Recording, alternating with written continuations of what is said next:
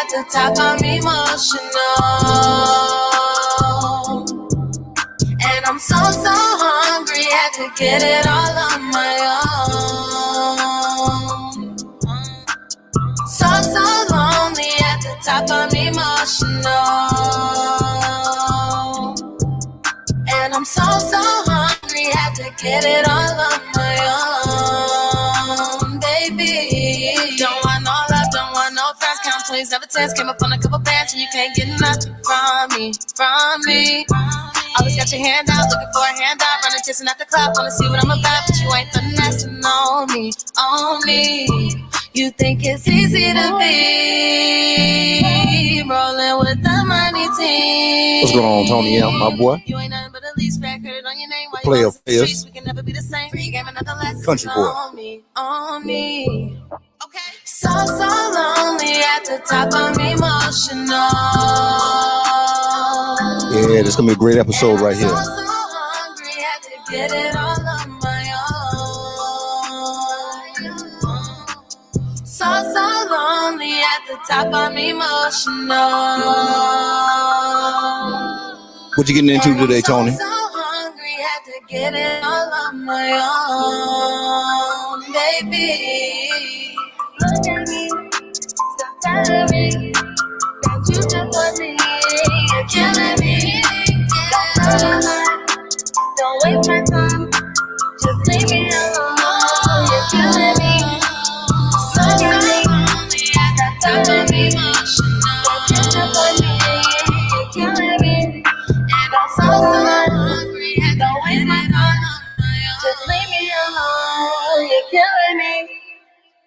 Now shorty just pause. Keep that fake love, I don't need your applause. Where was you at when my back hit the wall? Know when the call was about to end it all. Went off the deep end and you let me fall. What's that evening looking like? Don't slip around and have some damn crawfish somewhere now. I'm gonna have to hunt it down. I've been making moves, no help, 10 toes, man, losses and shit I had to take. Living on my own like castaways. Thinking about the homies who passed away. And raking up the loot the fastest way. Better make them mad today. Fuck who don't feel it, the menace and villain. OG got me wheezy, it's really no ceiling. If you switched up on me, better stand on that shit. Still walk around like I be the man in this bitch. Shooters and the red dot like Japan in this bitch. Finna blow shit up like it's Iran in this bitch. You can never kill the vibes, take your best shot. Sitting high, number 9 is the best spot. So lonely, at the top, I'm emotional. And I'm so hungry, had to get it all on my own. So lonely, at the top, I'm emotional. And I'm so hungry, had to get it all on my own, baby.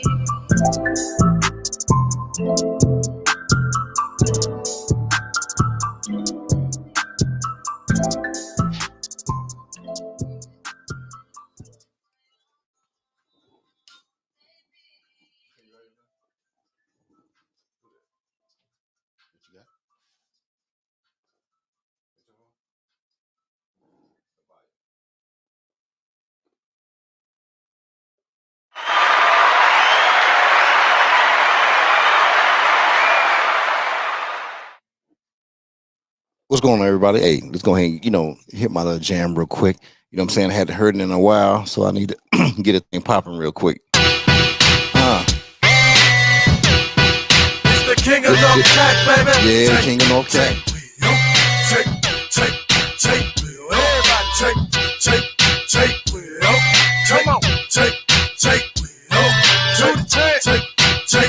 Everybody take. Yeah, it's my little brother here. You got to speak to me, bitch, I don't give a fuck.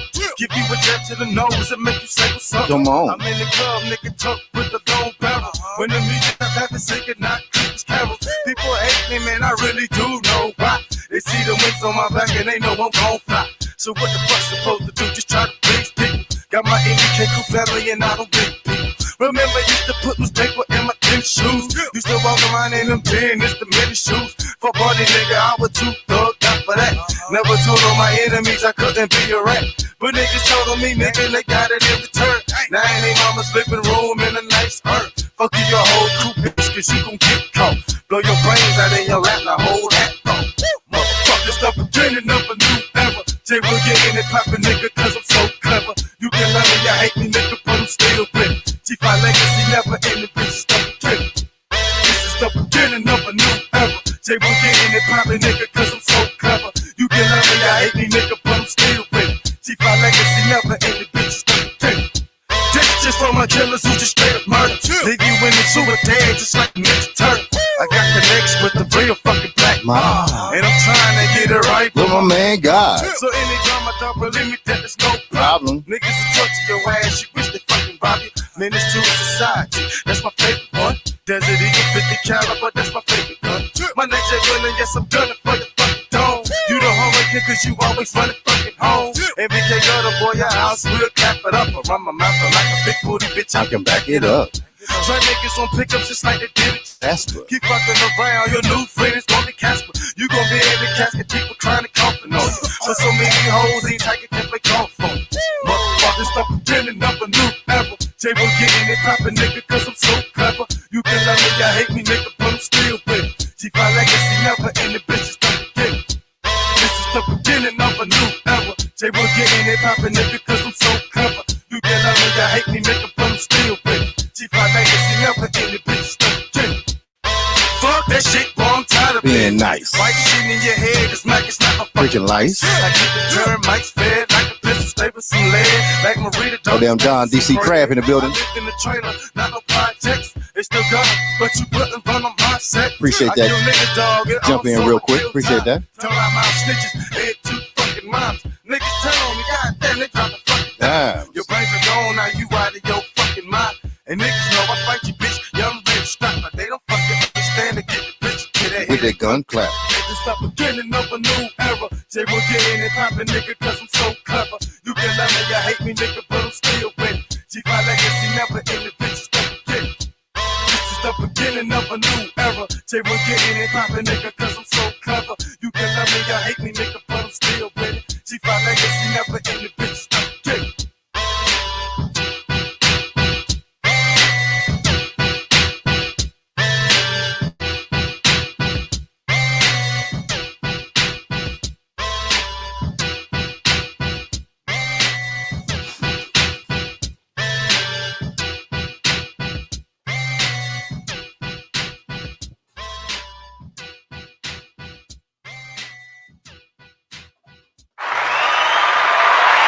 Yeah.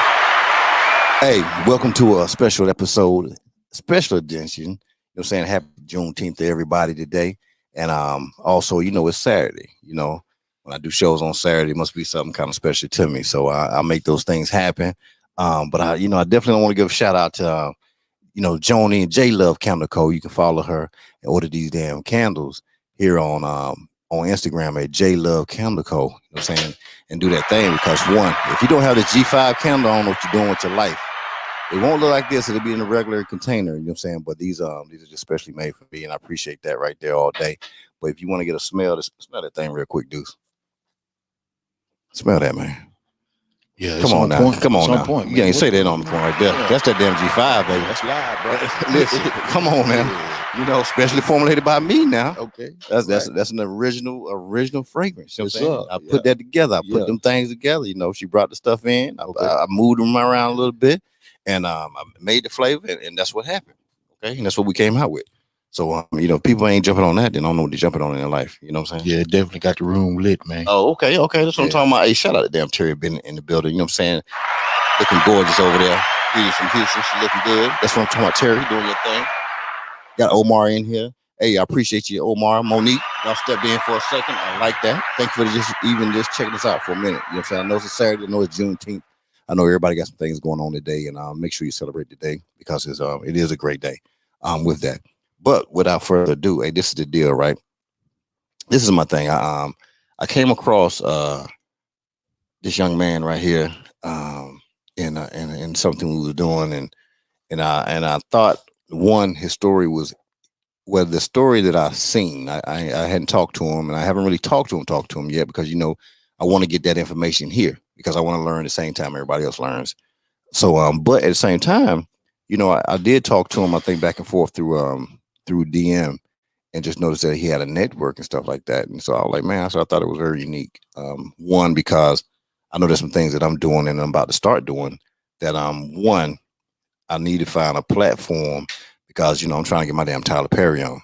And so when I do that, I want to, if I can take it to a network, you know what I'm saying? Because one, I know the content that I'm going to bring and the content that's going to be there is going to be great content, you know what I'm saying? But to have it distributed, like that's the thing that I'm looking for. Because one, I'm not trying to get into that lane. You know what I'm saying? I understand the lanes I can get into. I'm sure if I wanted to do it, I could, but I know I would only be a 3 at that. So and my thing is I want to put my efforts at being a 10 and when I can be a 10 at, but people when I know I'm a 3 in something, I'm not even gonna try to push past that envelope because one, it's not naturally me. But I can find individuals who that area is a 10 for them. You know what I'm saying? And so that's what I think collaborations and partnerships and things like that kind of come into play because one, it's about making both of us better. And that's what it's about. So I'm really excited today to get this story today. And I think it's gonna be something good that can help everybody or anybody that's aspiring to do anything.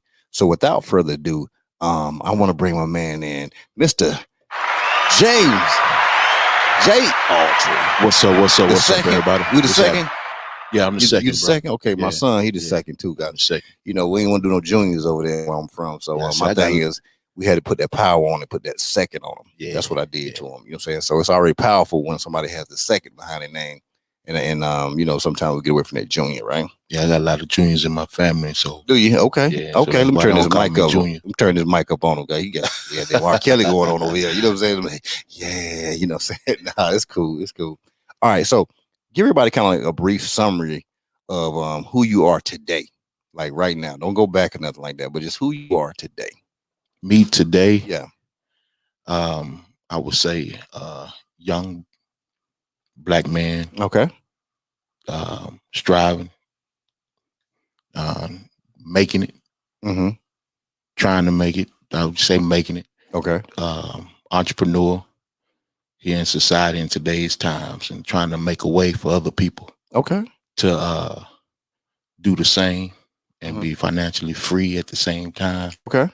And be able to live stable and supply for their families. Okay. And themselves. All right. That's some good stuff right there. So that's what we're going for. That's what I'm talking about. And that's what it's about right there. That's what it's about. All right. So now, like I do in goddamn G5 fashion now, this is what I like to do. I like to kind of run down a little bit. One, like I said, I don't talk about nothing that nobody wants to talk about. I don't ask certain piercing questions. I just let, you know what I'm saying, we just have a conversation, you know what I'm saying? Yeah. We got some wings coming in here in a few minutes. So we'll just talk through that, eat, you know what I'm saying, a little something, and get through our Juneteenth and make everything, you know what I'm saying, fabulous. That's right, brother. Okay. All right. So let's go back to what's some of the fondest, what was the age of some of the fondest times you remember as a young kid? Me? Yeah. I would have to say in my teens. Okay, your teens. Okay, shit. Yeah, let's go. I'm gonna tell you where I'm from now. I'm from the country, so 11. Yeah. 11 was a number. You ever heard that? 11 years old. You ever heard that?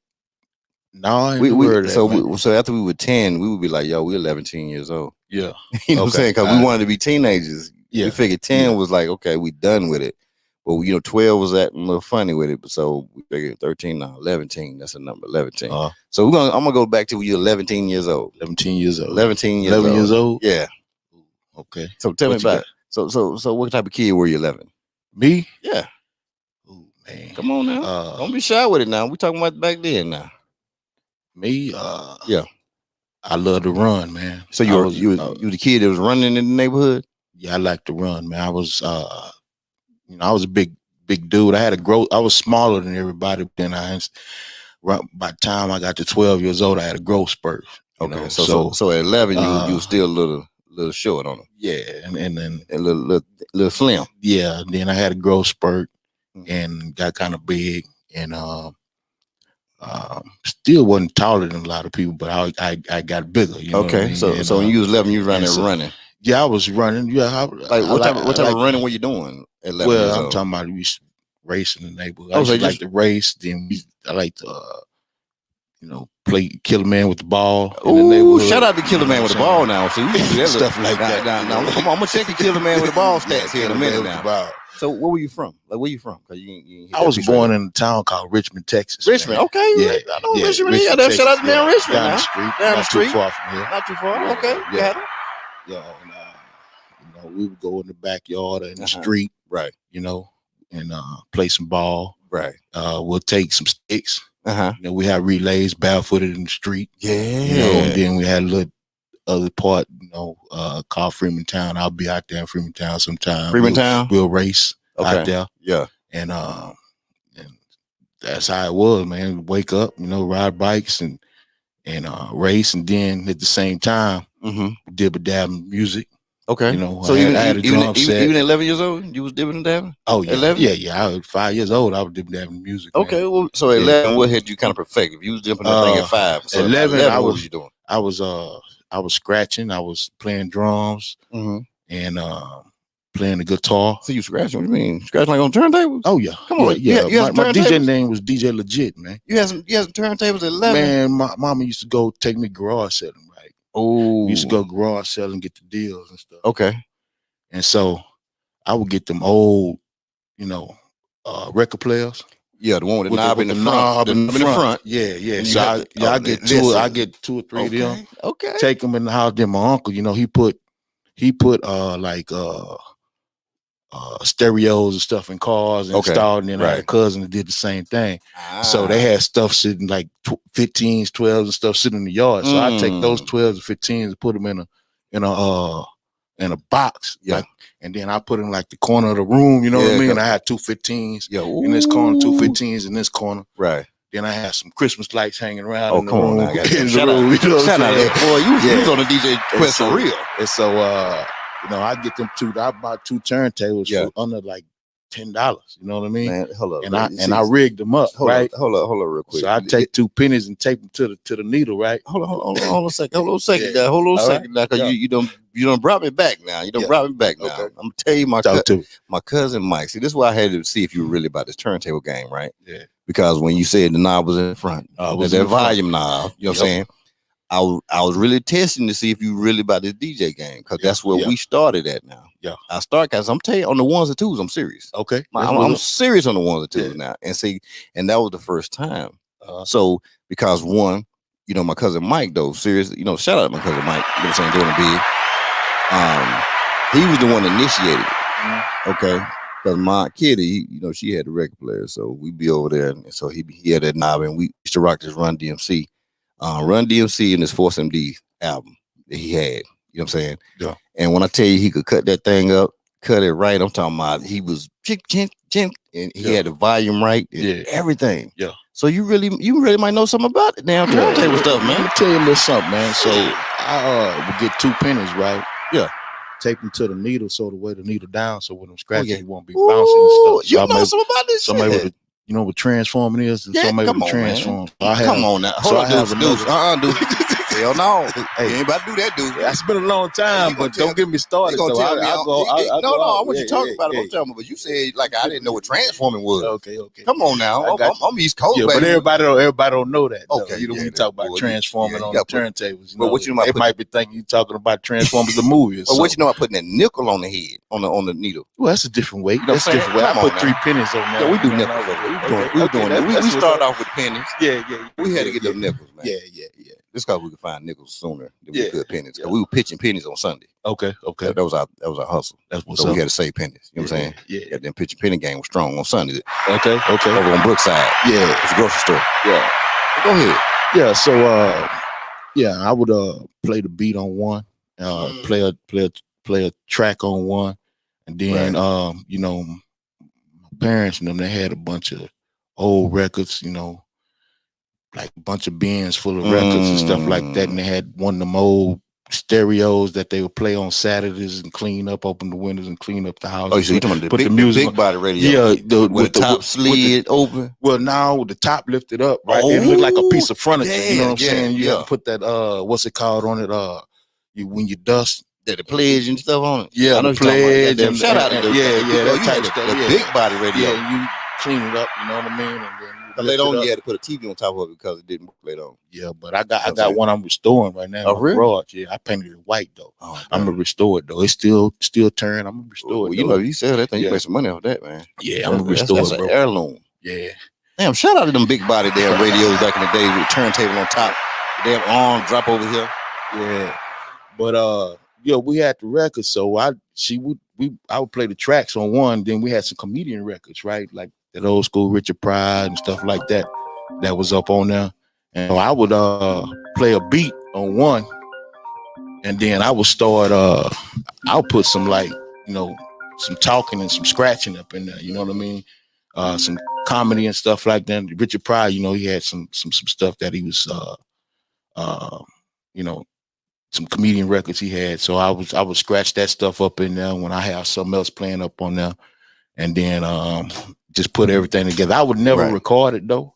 But I said, because I was young, I was in there playing around, I couldn't have no cussing and all that in the house. I had to turn everything down. Back then I guess they had the tone and the treble, so I had to turn it down so it could be kind of muffled, so all you could hear was the bass through the house. So all that cussing and stuff, it'll be an issue if turn it off, or they throw it away or something like that, So that's what that was on the scratching tip. So I do all that. Okay, shit. Listen, you got a little history on you right there now. Listen, I like that. I like that. Yeah. Okay, go ahead. Okay, so now, you're 11 years old, but you said at 12 you had a thickness spurt. You know what I'm saying? Yeah. You kind of moved around a little. I started getting kind of big and stuff like that. I got a little taller and stuff like that and started running. And people would start bringing people out of Louisiana to the neighborhood to race me and everything, because I looked like I wasn't fast, because I'm a big guy. Okay. You know what I mean? But I got wide receiver speed. You know what I'm saying? I'm big, but I run like a wide receiver. They were slipping. I run back kickoffs and punts and everything at 200-some pounds. Basically, they were slipping. I don't know what it was, but we had to run like 200 yards. They'll bring their kinfolk in town. And I remember coming around the curve and having to race and shoot. And I said, they used to say, I bet you can't beat him running. I bet you can't beat him running. So I was like, okay, shoot. Then they called me. I'm in the house. I can't even come outside, man. And so shoot. Then next thing I know, shoot, we out in the street racing and all that stuff, bro. Yeah, and so next thing I know, it's a bunch of people outside watching us run and all that stuff. So, and I always knew I was fast, bro, because when we started, shoot, I think I was about 4 or 5 years old when I first started playing football. My mama wouldn't let me play football, you know what I'm saying? So my kinfolk, they'll take me in the backyard, and that was my only opportunity to play ball. So man, the wings look kind of good, bro. And so that's when they say, man, why don't you play football, man? Everybody else playing football, but my mama said I was too small. Mom said, so mom, well, why mama always doing that sometimes? Man, just protect. Mama gonna look out for baby, looking for that son, What? And I didn't ask you this. Were you the only child? I have one sister, man. What's her name? Tiffany. And then shout out to damn Tiffany. Tiffany still out here in Houston? Yeah, she out in Spring, man. Okay, Tiffany out there doing her thing in Spring, doing it up like that. That's what I'm talking about. Yeah. But you the baby? Nah, I'm the oldest. Actually. Oh, you the oldest? She's younger than me. Yeah. Okay. Yeah. So she probably really protective over Tiffany then, huh? Yeah, that's my little sister, man. Okay, yeah. All right, that's what I'm talking about. Hey, shout out there, Teresa Joyce. You know her? Teresa Joy? Yeah, Joyce. Yeah.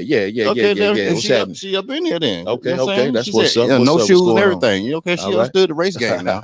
She understood that right there. Yeah. That's what I'm talking about. Yeah. All right, so let's go ahead and move over to high school. All right, so high school, we're gonna hit 9th grade year.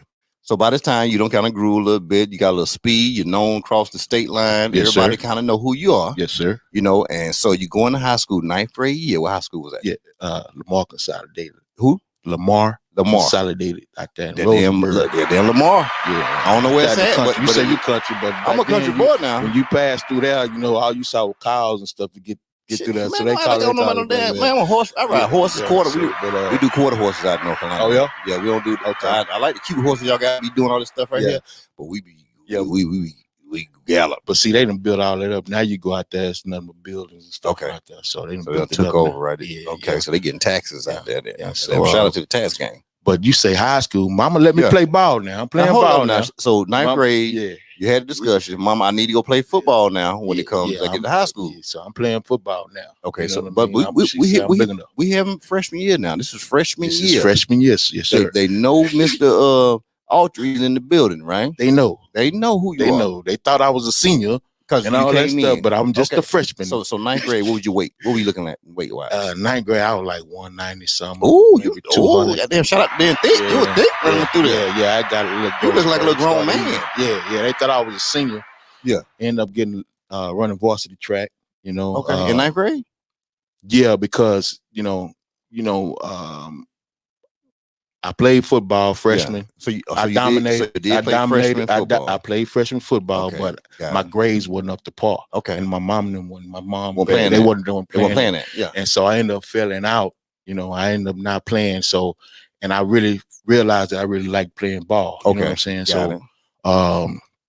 And so with that, I got myself together and I came back.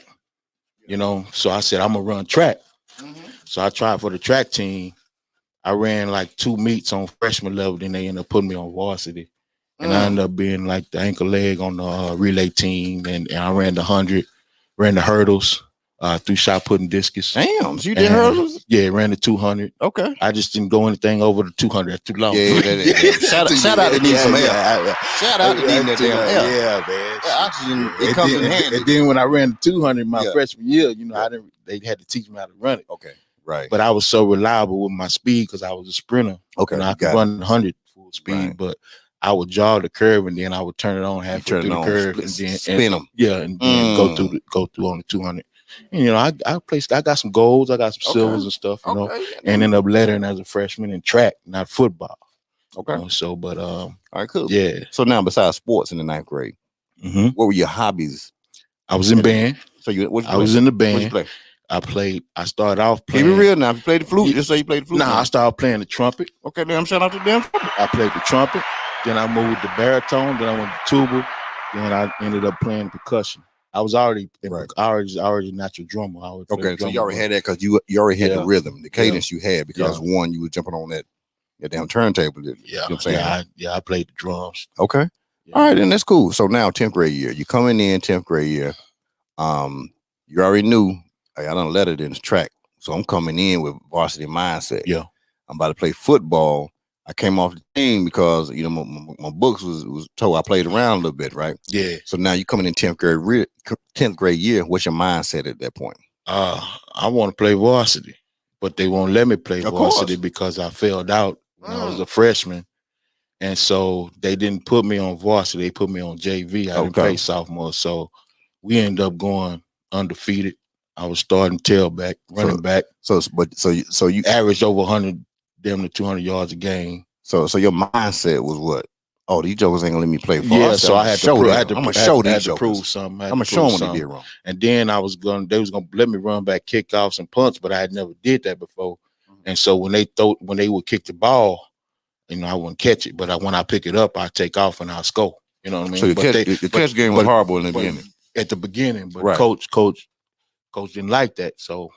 I was dropping the ball. I had never did it before, right. You know what I'm saying? So, but once I got the ball, it was over. It was over. It was over. So let me ask you. So where did the name Deuce come from? Because I'm the second. I got too many juniors in the family. Okay, that's from birth. Okay, so that's from birth. That's from birth. I'm not junior. I'm not James Junior. I don't have a middle name or nothing like that. So they call me Deuce. Deuce. Okay, then from shout out to the damn baby. I told y'all the damn second is strong. That's my name. I told you the second. Listen, so everybody call me Deuce. My daddy named James. And I'm named James, so grandpa named James, so they call me Deuce. Okay, cool. So sophomore year, you do your thing. So at the end of, I know JV always finished before varsity. Did they bring you up?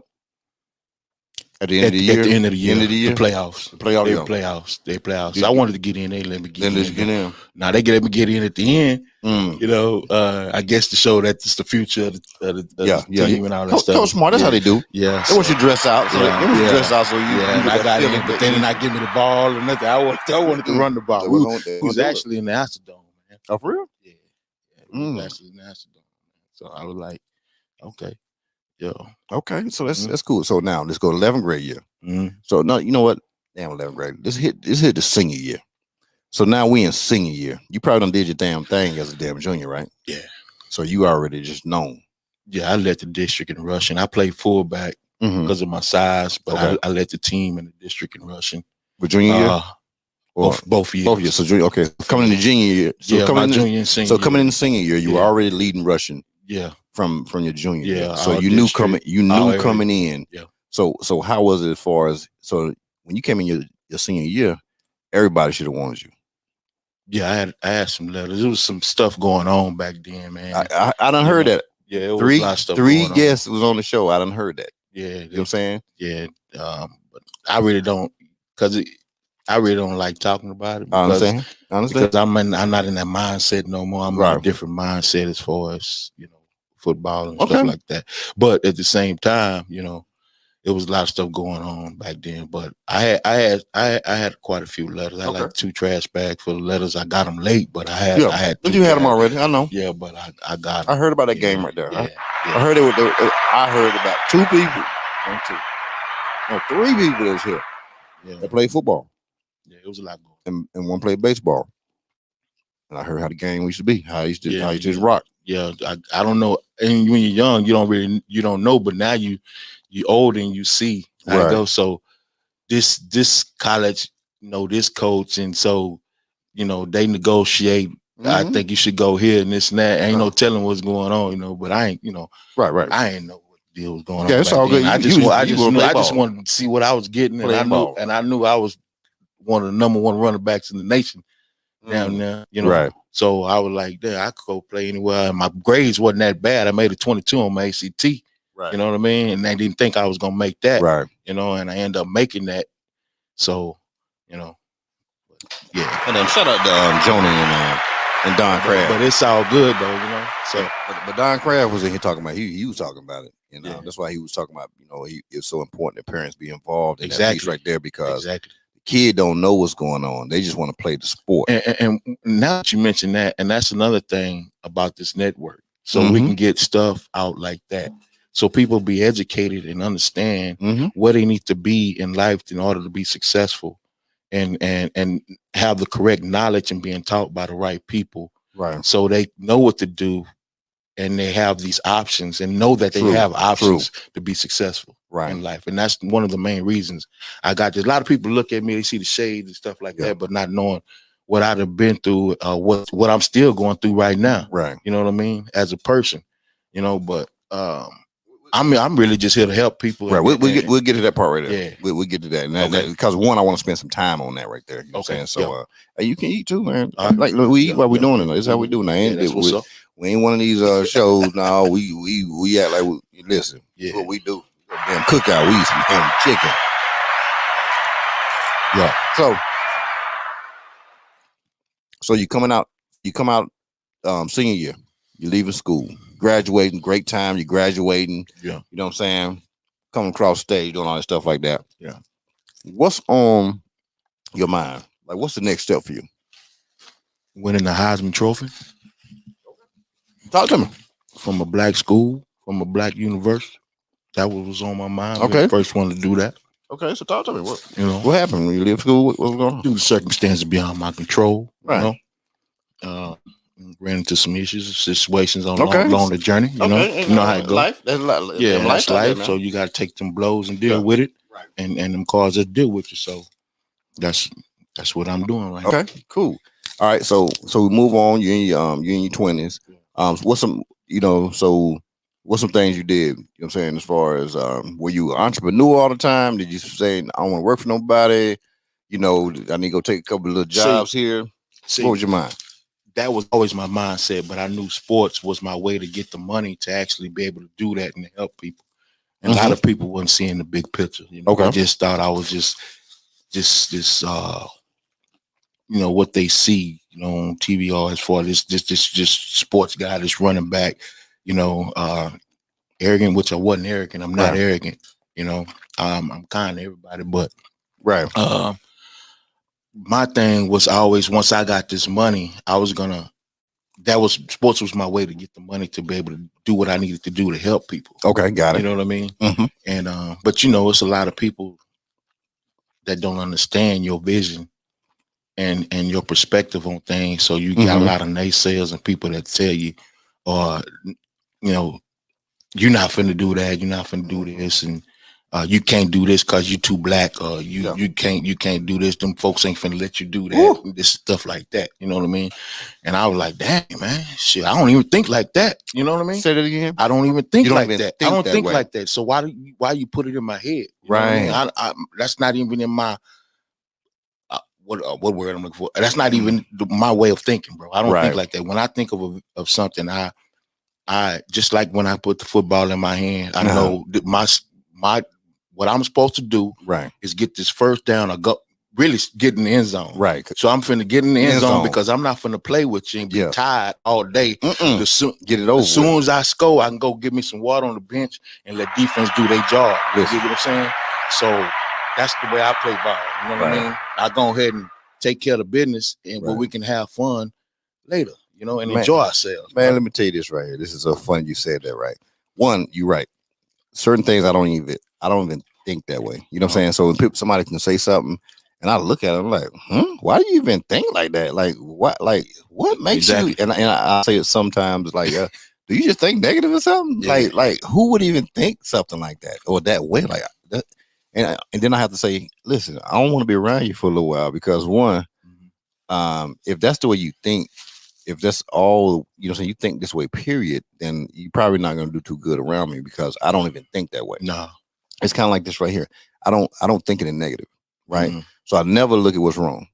I look at what's right because I'm expecting things to be right. You feel what I'm saying? And if it's something wrong, you try to figure out how to fix it. How to fix it. That's it. And I'm not going to sulk over the fact that something happened or something's wrong. I'm not going to go, oh my God, what am I going to do? I ain't got time for that. You know what I'm saying? Because nothing's going to happen beyond that. Yeah. But in regards to you saying about I like that your objective was to get into the end zone.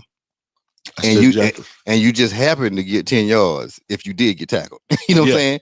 So you met probably coaches. The coach when the coach started to play, he called, try to get the first down. Me, I'm trying to go above and beyond. That's what I do. End zone. I'm going to score. So me and my team can rest and we can get together as a team and see what we're gonna do to go do it again and win this game. All day. You know what I'm saying? All day. And so the whole running thing is right here, right? People in the Army used to wonder why I can run so fast. No. And so we do our PT test or whatever it is. And they were like, dude, you went to the PT test, you were gone. Yeah. They're like, man, you just a runner. And I'm not a runner. Yeah. I hate running. What it was, I wanted to get finished so I could rest. Cause I know if I beat all these jokers, they will still be running and I'll be on the sideline chilling, you know what I'm saying? Catching my breath. And by the time they get done, we got to go to the next thing. But meanwhile, I done got my rest. So my whole objective was to get done as soon as I could so that I could sit down. Shout out to me. That damn logic. That's what's up. That was the smartest logic in the world. Yeah. And I just happened to be good. They were like, oh, you good. And I was like, I ain't trying to be good. I'm just trying to get done. Yeah. You know what I'm saying? Okay. Cool. So so as far as doing things and working, what jobs did you have? Just going up. Yeah, what jobs did you have? Me, I washed cars. Okay, shout out to that. I cut grass. I build things. Okay. Played drums. Mm-hmm. I also worked at Pizza Hut. Shout out to damn Pizza Hut, man. That was my first job. What was your first job there at Pizza Hut? What they have you doing? I had to cook. I had to cook, man. And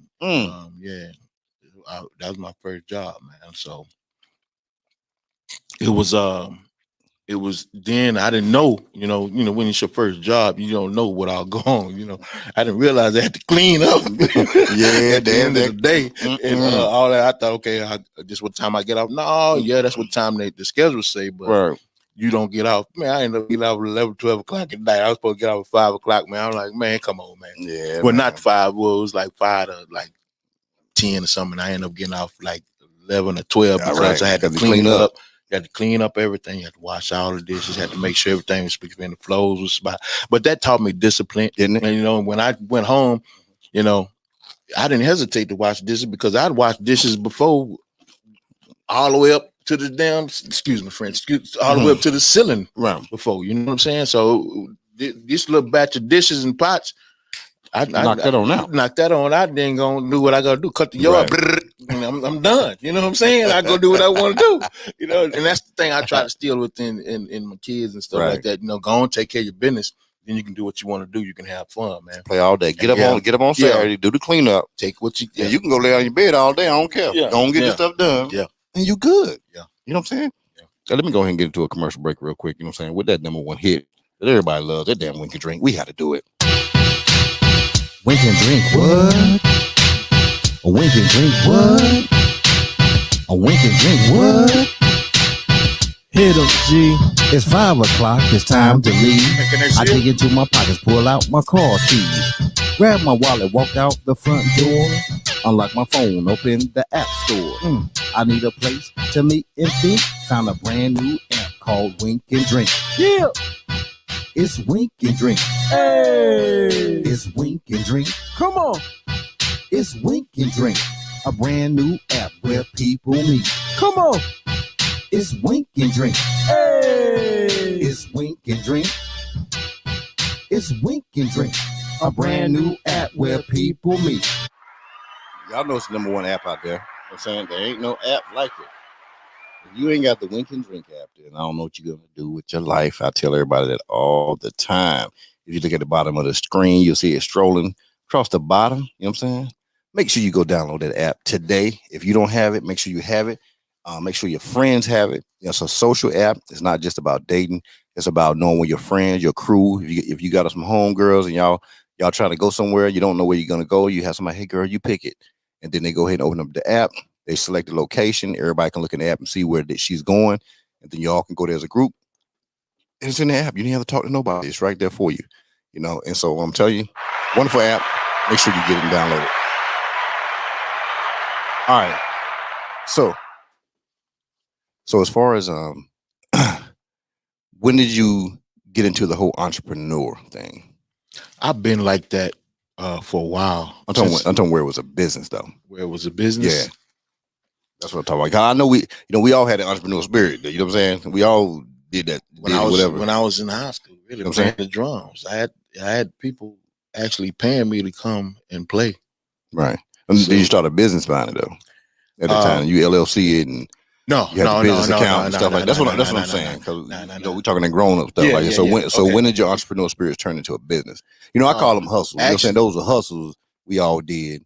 And then once we really monetized it, did it the right way, business accounts, stuff like that, that's when we turned into a business. Yeah, it was 2009, around that. I was doing photography and stuff like that.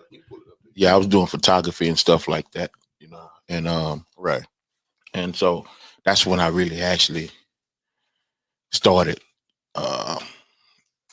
doing the DBA and the LLC type stuff and the tax and all that stuff. So that's when I actually started. So what business did you start? What business did you start first? And it was called Divine Video and Photography, man. Okay, all right. Yeah, that was I was doing, you know, photography, and then started off doing the videos and stuff like that. Right. So you had a knack for that. So what kind of got you into doing pictures and video and stuff like that? Like, what was it that drove you to kind of do that? I've always been like that since I was in, you know, middle school, like 11 years old. I was telling you. Okay. Yeah. So when I was doing the DJ and all that stuff, I always said when I learned how to make the words come up. Okay. Nowadays it's editing. Right. Know? So when I learned how to make the words up, I'm gonna start making movies. I'm gonna start turning this thing into a business. And then I ended up learning. I just kind of stumbled on it, you know. And right. Then I had to figure out that you need certain specs. you need certain hard drive space, Right. as far as on your computer, or your computer gonna shut down, Freeze up, shut down. and I learned that the hard way. Right. And then I went to HCC and started taking some classes Okay. in TV field production, and then I just brought my game up from there. So what was your experience like doing that? You know what I'm saying? And I say because I do that with my son. He's about to do some stuff like that. You know what I'm saying? Because he's good with all that type of stuff in the engineering mindset. But I think he likes writing scripts, and he likes shooting scenes and stuff like that. So that's good. So that's one thing he's about to get into. Yeah. Right now. Yeah. Acting and all that. Yeah. So what was your question? What was my experience doing? Yeah, like what was the experience like when you went to the school? I was in class, man. Actually, man, it was kind of exciting, because I was in class, well-known professor. He was a pretty good professor, and we used to have to do like we was learning I started from the basics, right? So, and back then, this was in 2008, right?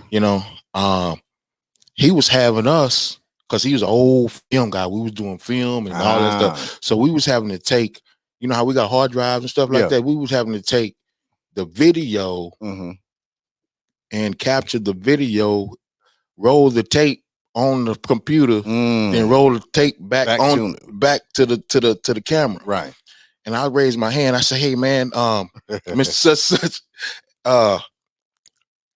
is it all right if I use my hard drive?" And he said, "Big time. Everybody don't drive Escalade, and everybody ain't on that level yet." Yeah, I said, "Okay." I said, "Oh yes, sir. Okay. Just put the." He told me what to do, So I was like, "All right." So, make a long story short, we end up having to do shorts and stuff in class. Okay, got it. And films and stuff in class. Right. So, he gave me the name Big Time. So I ended up having to play a part, big time. And a lot of people wasn't showing up to class.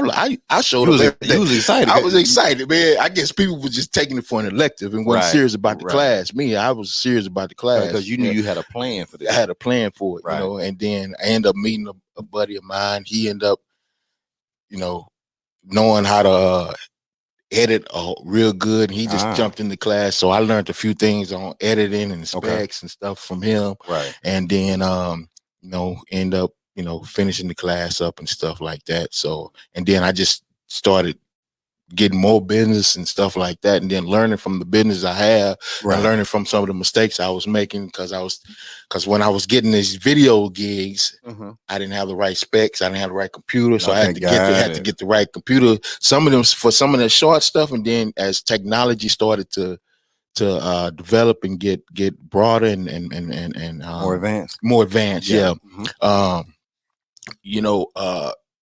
When you record, it takes that space on your hard drive. So you have to have that external hard drive, or you have to have the correct specs on your computer for it to even move. You know what I'm saying? You can't have no regular computer. I know. Yeah, so I was like, man, what's going on, man? These people calling me for their video. You can't even. It won't even move. I would have been done. I got everything in the graphics. I'm putting graphics in and everything. I'm putting titles, thirds, and all just that. add more weight to it. Yeah, I was like, oh man, but it was looking nice. Right. But it wouldn't render, and then it took time to render and all that. But that's the lesson, you know what I'm saying? That was back then when I first started. But now I'm on top of all that stuff now, and so I'm still technology is still advancing. I try my best to stay on top of technology. Right. I really do. Now I don't want to say try to stay on top of it. Right. And I do what I can to continue to learn and to take my craft to the next level. Okay, so where did the development? So you were doing this. You were doing, I'm sure, like shows, weddings, stuff like like that. So when did this turn into Ice Cold? Like, what made you come to a network? Like, like what drove you to that? Give me that piece. I had a buddy of mine. They were older than me, right? He was like the upperclassmen in high school, and so. They one of them was a DJ. Shout out to DJ Chemo. Right, Chemo on the building. He called me up. He seen me doing the video stuff. Here I was getting around, right? So he had gigs all over town and had like spots and stuff. And he had it called Ice Cold Productions. And he said, well, can you come and do some video and stuff right there for me? And so I said, yeah, man. And then I was like, dang. And then some just done here. I just call it Ice Cold TV. This is before, the network and all that stuff. And then I wasn't even thinking about YouTube or nothing like that. I was just doing the video and putting it on a CD and just trying to sell CDs in the club, DVDs in the club of what was going on with the DJ and then the people that's experiencing just sort of what we do right now. And I would put that on the DVD and people would buy them and stuff like that. Right. I wouldn't even put them on YouTube or nothing like that. And so I said, man, I even got a better idea, bro. What I do, since you got Ice Cold Productions, man, I just call it Ice Cold TV, man, and do it like that and do a little section, then highlight you. And then since I developed that fan base, I was like, man, and then I had an opportunity to get on the Cube, that network, the Cube network. Yeah, so I came on there for a while. Right. It was late at night, 2 o'clock. Yeah, that's what you got to do. Yeah, late at night, it was like 2 o'clock. Why you slipping? Yeah. Byron Allen. You know what I'm saying? A man that owns the Weather Channel. He's a comedian and stuff like that. Yeah. That's where he used to be at. Okay. He used to be on those late night slots, the 1 a.m.s, 2 a.m.s. Yeah. All the great people I know, especially from the East Coast, that when they started off on TV and networks, they started at the late night 1 a.m., 2 a.m. spots. Okay. Yeah. You know what I'm saying? So that was you was at the right spot. Okay. So that was up then. So then, somebody else came to me and said, man, I guess they thought I was in one type of genre or something like that, So cause I just happened to got calls for these Zydeco events and stuff like that. And some rap stuff, I did some stuff for Pow Wow. He was at some events and stuff like that. Right. And so dude came to me and say, man, why don't you just cover the rap stuff and I do the Zydeco and all that stuff. I said, well, man, my show ain't really just about no rap stuff. I cover everything. It ain't just about music. I cover everything. I go to a car show. We'll cover the car show. I go to a play, cover the play and talk about the play. I just wasn't centering myself. Limiting yourself. Yeah, just around one thing. And so then I had the opportunity because the way I ran my show, it was like a network really, because people had opportunities and then people would come to me and want to be on the show. And I was like, I do this. And then people would come to me and want me to record stuff. Right. And so I found it out, okay, this is a way where people can get their other stuff out instead of paying me to record it. So I can record the stuff and then you can have your own show. You know what I mean? And you pick your time slot. Woo. What time you want to come on? Tell your friends and family what time you want to come on. Right. What day you want to come on. You know what I mean? So just like you had them favorite TV shows that you would sit at the house and watch, and that could be y'all out there. You know what I'm saying? That could be you. You got an idea. You got something running through your head. You want to show, holler at me. So and you get to pick out your own time slot. You get to pick out what day you want to come on and we'll air it, So, and it's really I'm just really reaching the people, giving them the opportunity that everybody else is not giving other people, regular everyday people, the opportunity to have, So after rolling Ice Cold, you said, hey, I'm gonna go ahead and do this right here. But how did you get the point to come up with a network? Like, how did you do that? So with that, I went through the classes. I've been doing all this troubleshooting and all this stuff, learning. I'm like, dang. And a lot of people didn't want to teach me nothing, didn't want to tell me. So I had to teach myself and had to learn myself. Okay, got it. So I learned how to do a lot of stuff on my own. And but I can talk, I know how to talk to people. I know how to put on me a suit and tie and go to talk to people and conversate and let people know what I'm trying to do and show people what I'm trying to do. If they don't understand what I'm saying, I show them. I bring that vision to life and I show them. And then if it's a no, it's a no. And I just keep moving around. Yeah. But how that stumbled up on me, I saw an ad, and then I jumped on the ad, and I was like, man, I really don't need all this. I just need this part. You know what I mean? And so I jumped on it and then had a meeting He said, well, do you got some content yet? Such. And I say, well, yeah, I got plenty of content. I can do. Well, do you know how to do this and that? Do that? You got the right specs? Yes, I got the right. Yes, sir, I got the right specs. Right. You know, well, we can give you this, and I'm gonna email you this. You're gonna have to put this on your computer, such and such.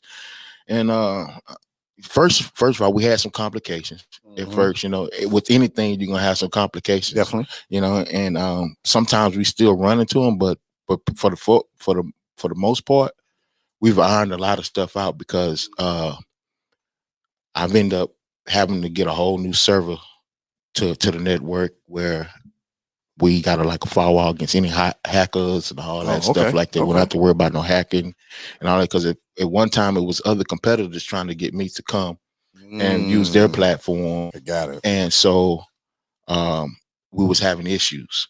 So because they were talking bad about these people, and then they were talking about that. And that's one thing I don't do. I don't talk bad about nobody. You know what I'm saying? I ain't got time for that. I ain't got time for that, bro. Time for that, and so I'm like, man, okay, well, I understand, you know. Then if I leave here, I'm gonna have to learn all this over again over here. And I really had no problems. All we gotta do is just iron this out over here. Now, if I leave this part and come over here with that, I'm gonna have to learn all this here, and it's gonna be a whole another situation. And then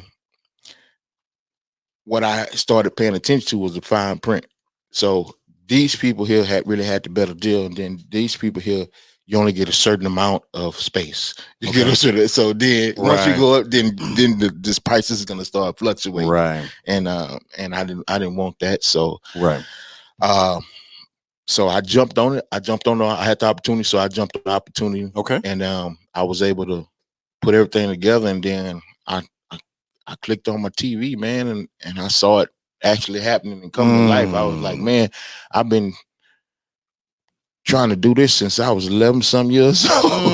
You know what I mean? And it's happening now. You know what I mean? So and it's getting better. It's gonna get even better, you know. So that's why I'm out here on in the trenches and doing my footwork right now. So, and you know, because the pandemic, all this happened during the pandemic. You know what I mean? So at first, I was just, you know, doing videos and taking pictures every now and then, and then getting ready for a TV show to put on another network. You know what I mean? Because you know, I told you I was on the Cube, so I was going to try to go to some other networks. True. But I had this opportunity, and the net and everything was shut down during the pandemic, so I couldn't go to these events. I couldn't do certain things. So I was like, man, what if I give other people the opportunity to be on the network? You know, and all I got to do is I can still have my own show. You know what I mean? And so I was thinking about changing the name Ice Cold TV, but I was like, damn, I already got a fan base. I can change it to something else later on. I can start something. Once I get this up and running, I can start something else for something else, you know, sort of like like BT and TV One them did. Yeah. And then, you know, just like when YouTube first came out, people were saying, like, what is a YouTube? What is an Instagram? What is a Facebook? You know what I mean? And with that being said, man, we working on getting these apps on these phones, so y'all can just click on and y'all gonna be able to watch on your phone, Android and iPhones and all that stuff. So, and you're gonna be able to tune in and really post your videos and be on there also. So I'm working on that as well. So that's pretty much how I got into it and started turning into a network. So what was the first time when you said you saw that on TV? When was that? That was during the pandemic. Like, do you remember the month? It was like July. I was supposed to be doing it in like May, but we had a lot of hookups. Right. And then in June, I put a thing out there, say we're gonna be going live in June. So something happened then. I was like, dang. And so we end up we actually went live in July. In July of 2020, man. And so I've been working on it and tweaking. We've been having some hiccups and stuff like that, but shoot, we had the opportunity to iron all that stuff out. And but see, that's part of it though. And that's with anything. Mm-hmm. I mean, I don't know too many businesses that have just jumped out there and have just been everything on smooth. Yeah. You know, hiccups, problems. I even talked about it even yesterday when I was talking about my show with Renee. Like, he was on my first show. I still don't know nothing about podcasting. I'm learning every day. You know what I'm saying? And but at the same time, there were technical difficulties, microphone issues, stuff not being made into the feed. So it was just all that. But and I wasn't crying on no spilled milk. That's for sure. Yeah. It was one of them things. Hey, that happened. I learned from it.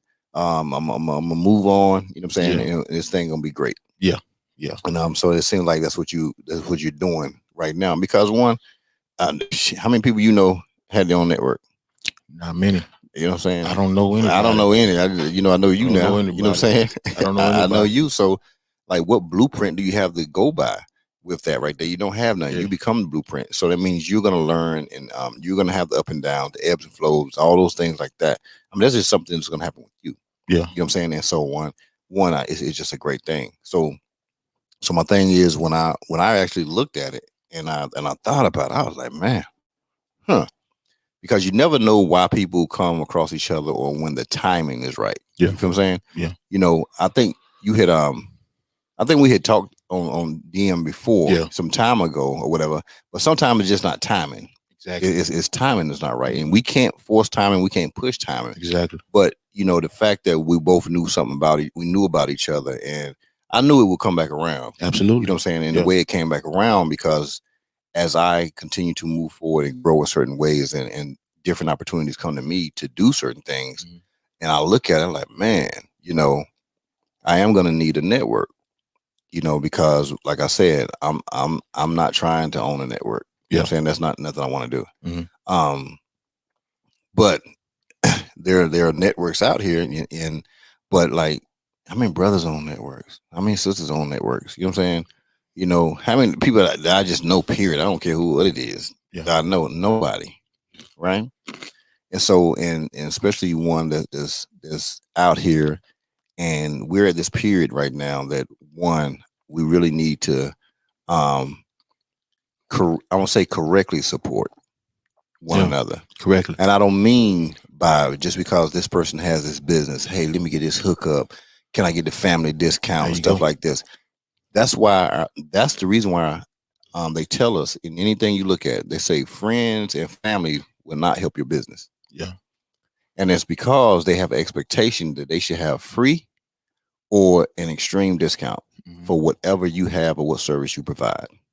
And I guarantee there's no way you can make it if you roll off the friends and family discount. It's not possible. Exactly. Because if you have a business, you have something, and you sell those items for $100, and you already know it costs you $60 to create the item. Yeah. Okay, so there's only a $40 margin in it, 40 points on it, right? And so now with that, they're asking you, man, well, you sell for 100, let me get it for 50. Yeah. So now it's costing you to give it away to them, right? They're not looking at it like that. And so now let's say you let one family member go by, you let one friend go by. So now you let 10 friends go by. Okay, for half that. And that's 10 on every one of those, right? Great perspective. You get what I'm saying? Yeah. So now you just hurt your business and your business failed. And this is the reason why our businesses fail. If we truly support what someone is doing, we'll ask the person, hey, how much does it cost? That's my thing. I ask people, hey, how much is it? And I'm not asking to say, well, how much you gonna give it to me for? No, I'm asking how much is it? You know what I'm saying? One, I have a decision to make. If I want it, if I don't want it. Right? Yeah. But because I'm gonna support you, I'm like, I want it. So, I give it to you for this. No, you won't. You give it to me for what it cost. Yeah. I won't even let them give me a discount. Because one, like, how are you gonna have a business if you do this? You know what I'm saying? Well, you cool. I got it. I'm cool, but at the same time, I don't want that. Yeah. I want your business to succeed. If I want your business to succeed, then how dare do I sit here and say, hey, give me a discount of what you got? There you go. That's not cool. There you go. And that means you don't want to see my business succeed. Yeah.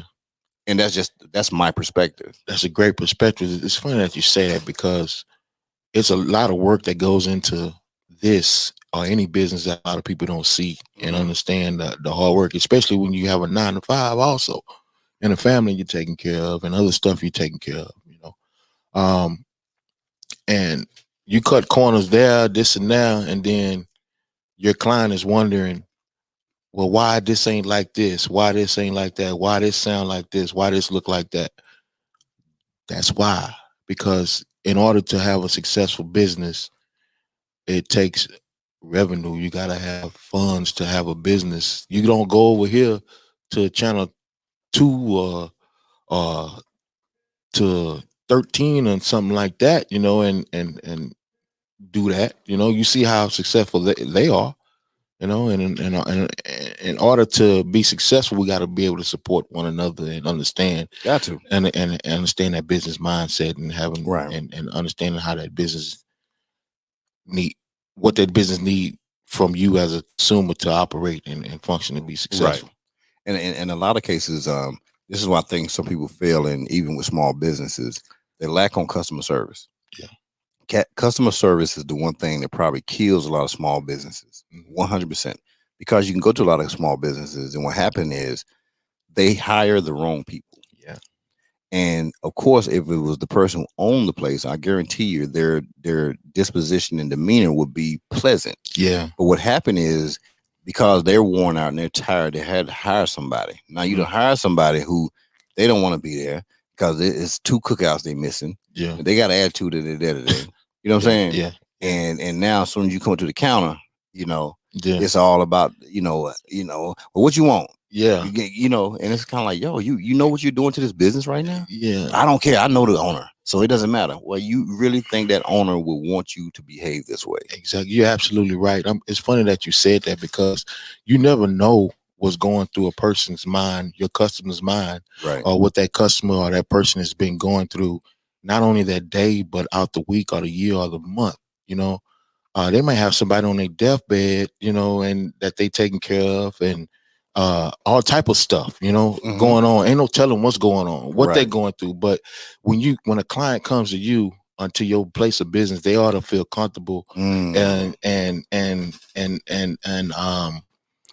feel like that just by them coming to you and being in the place, it makes their day. You understand? Right. And no matter what color or how you look, skinny, tall, fat, or whatever, it's you got to put people in your shoes. You know what I'm saying? You got to treat people how you want to be treated. You know, I don't care how much money you got or how much money you don't got. You know, so it's at the same time, you know, great customer service is very important. And I excuse me, but I didn't went off on some. I won't say I went off, but I let the people know. I said, you know what?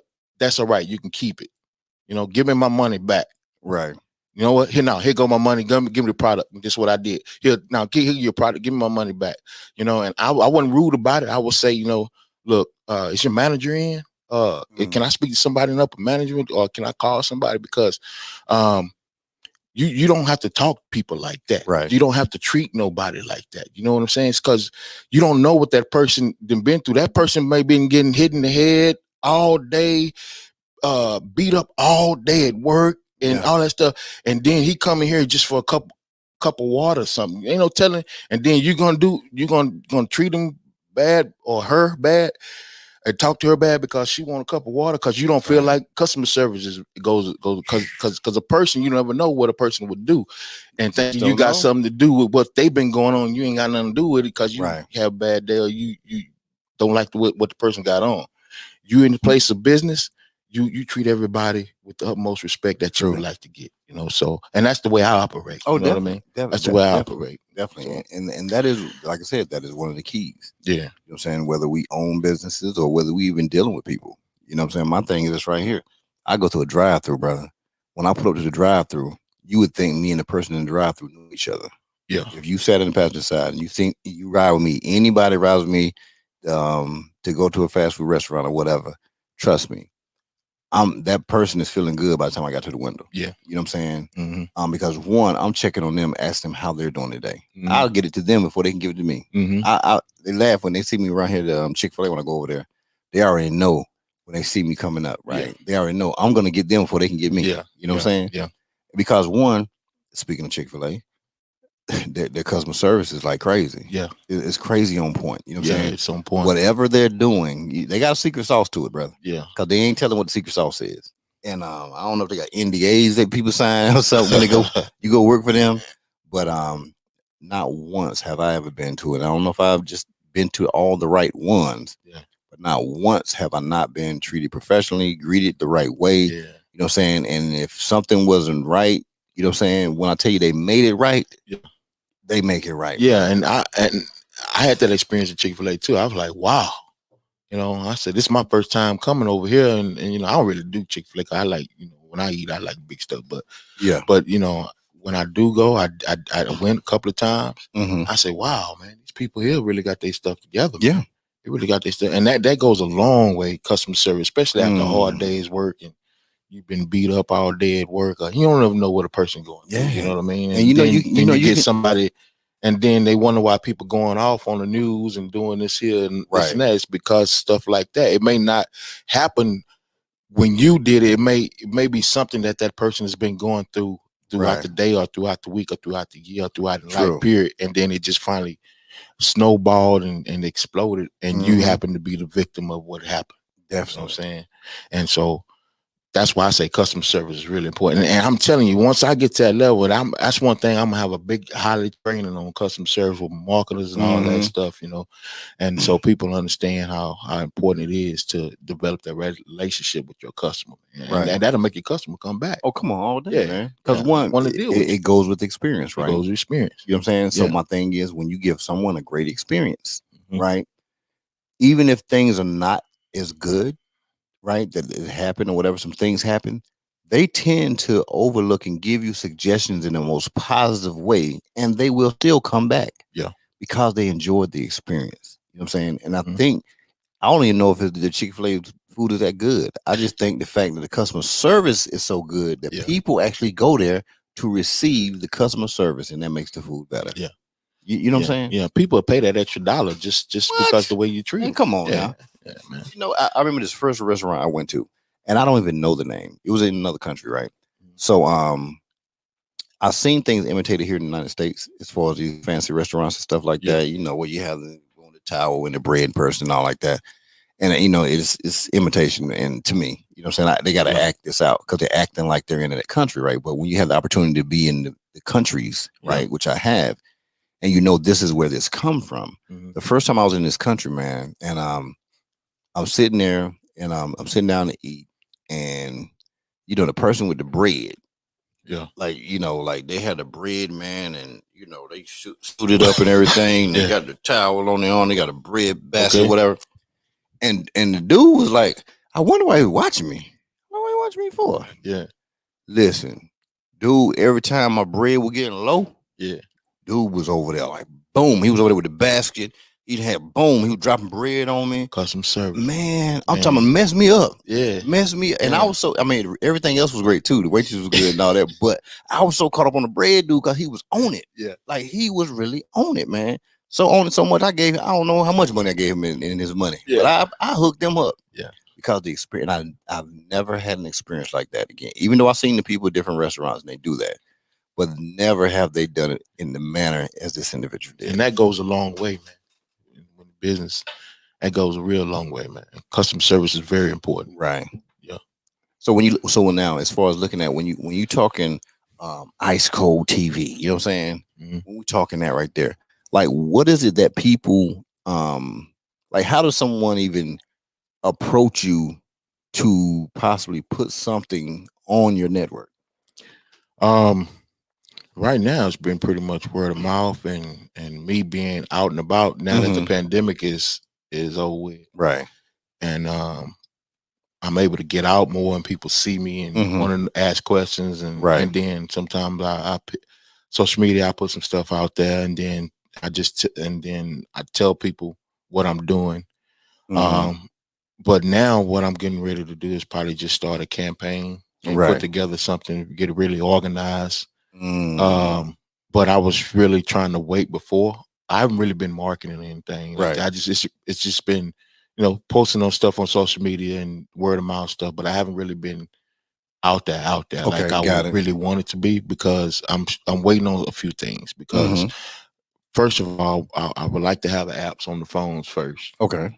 That's a great tool. And add at least one more platform like Amazon Fire, something like that. Okay. I have Roku already, but Amazon Fire, a lot of people got the Fire Stick and stuff like that and can get it, But you also can get damn Roku strong now. It's strong. On the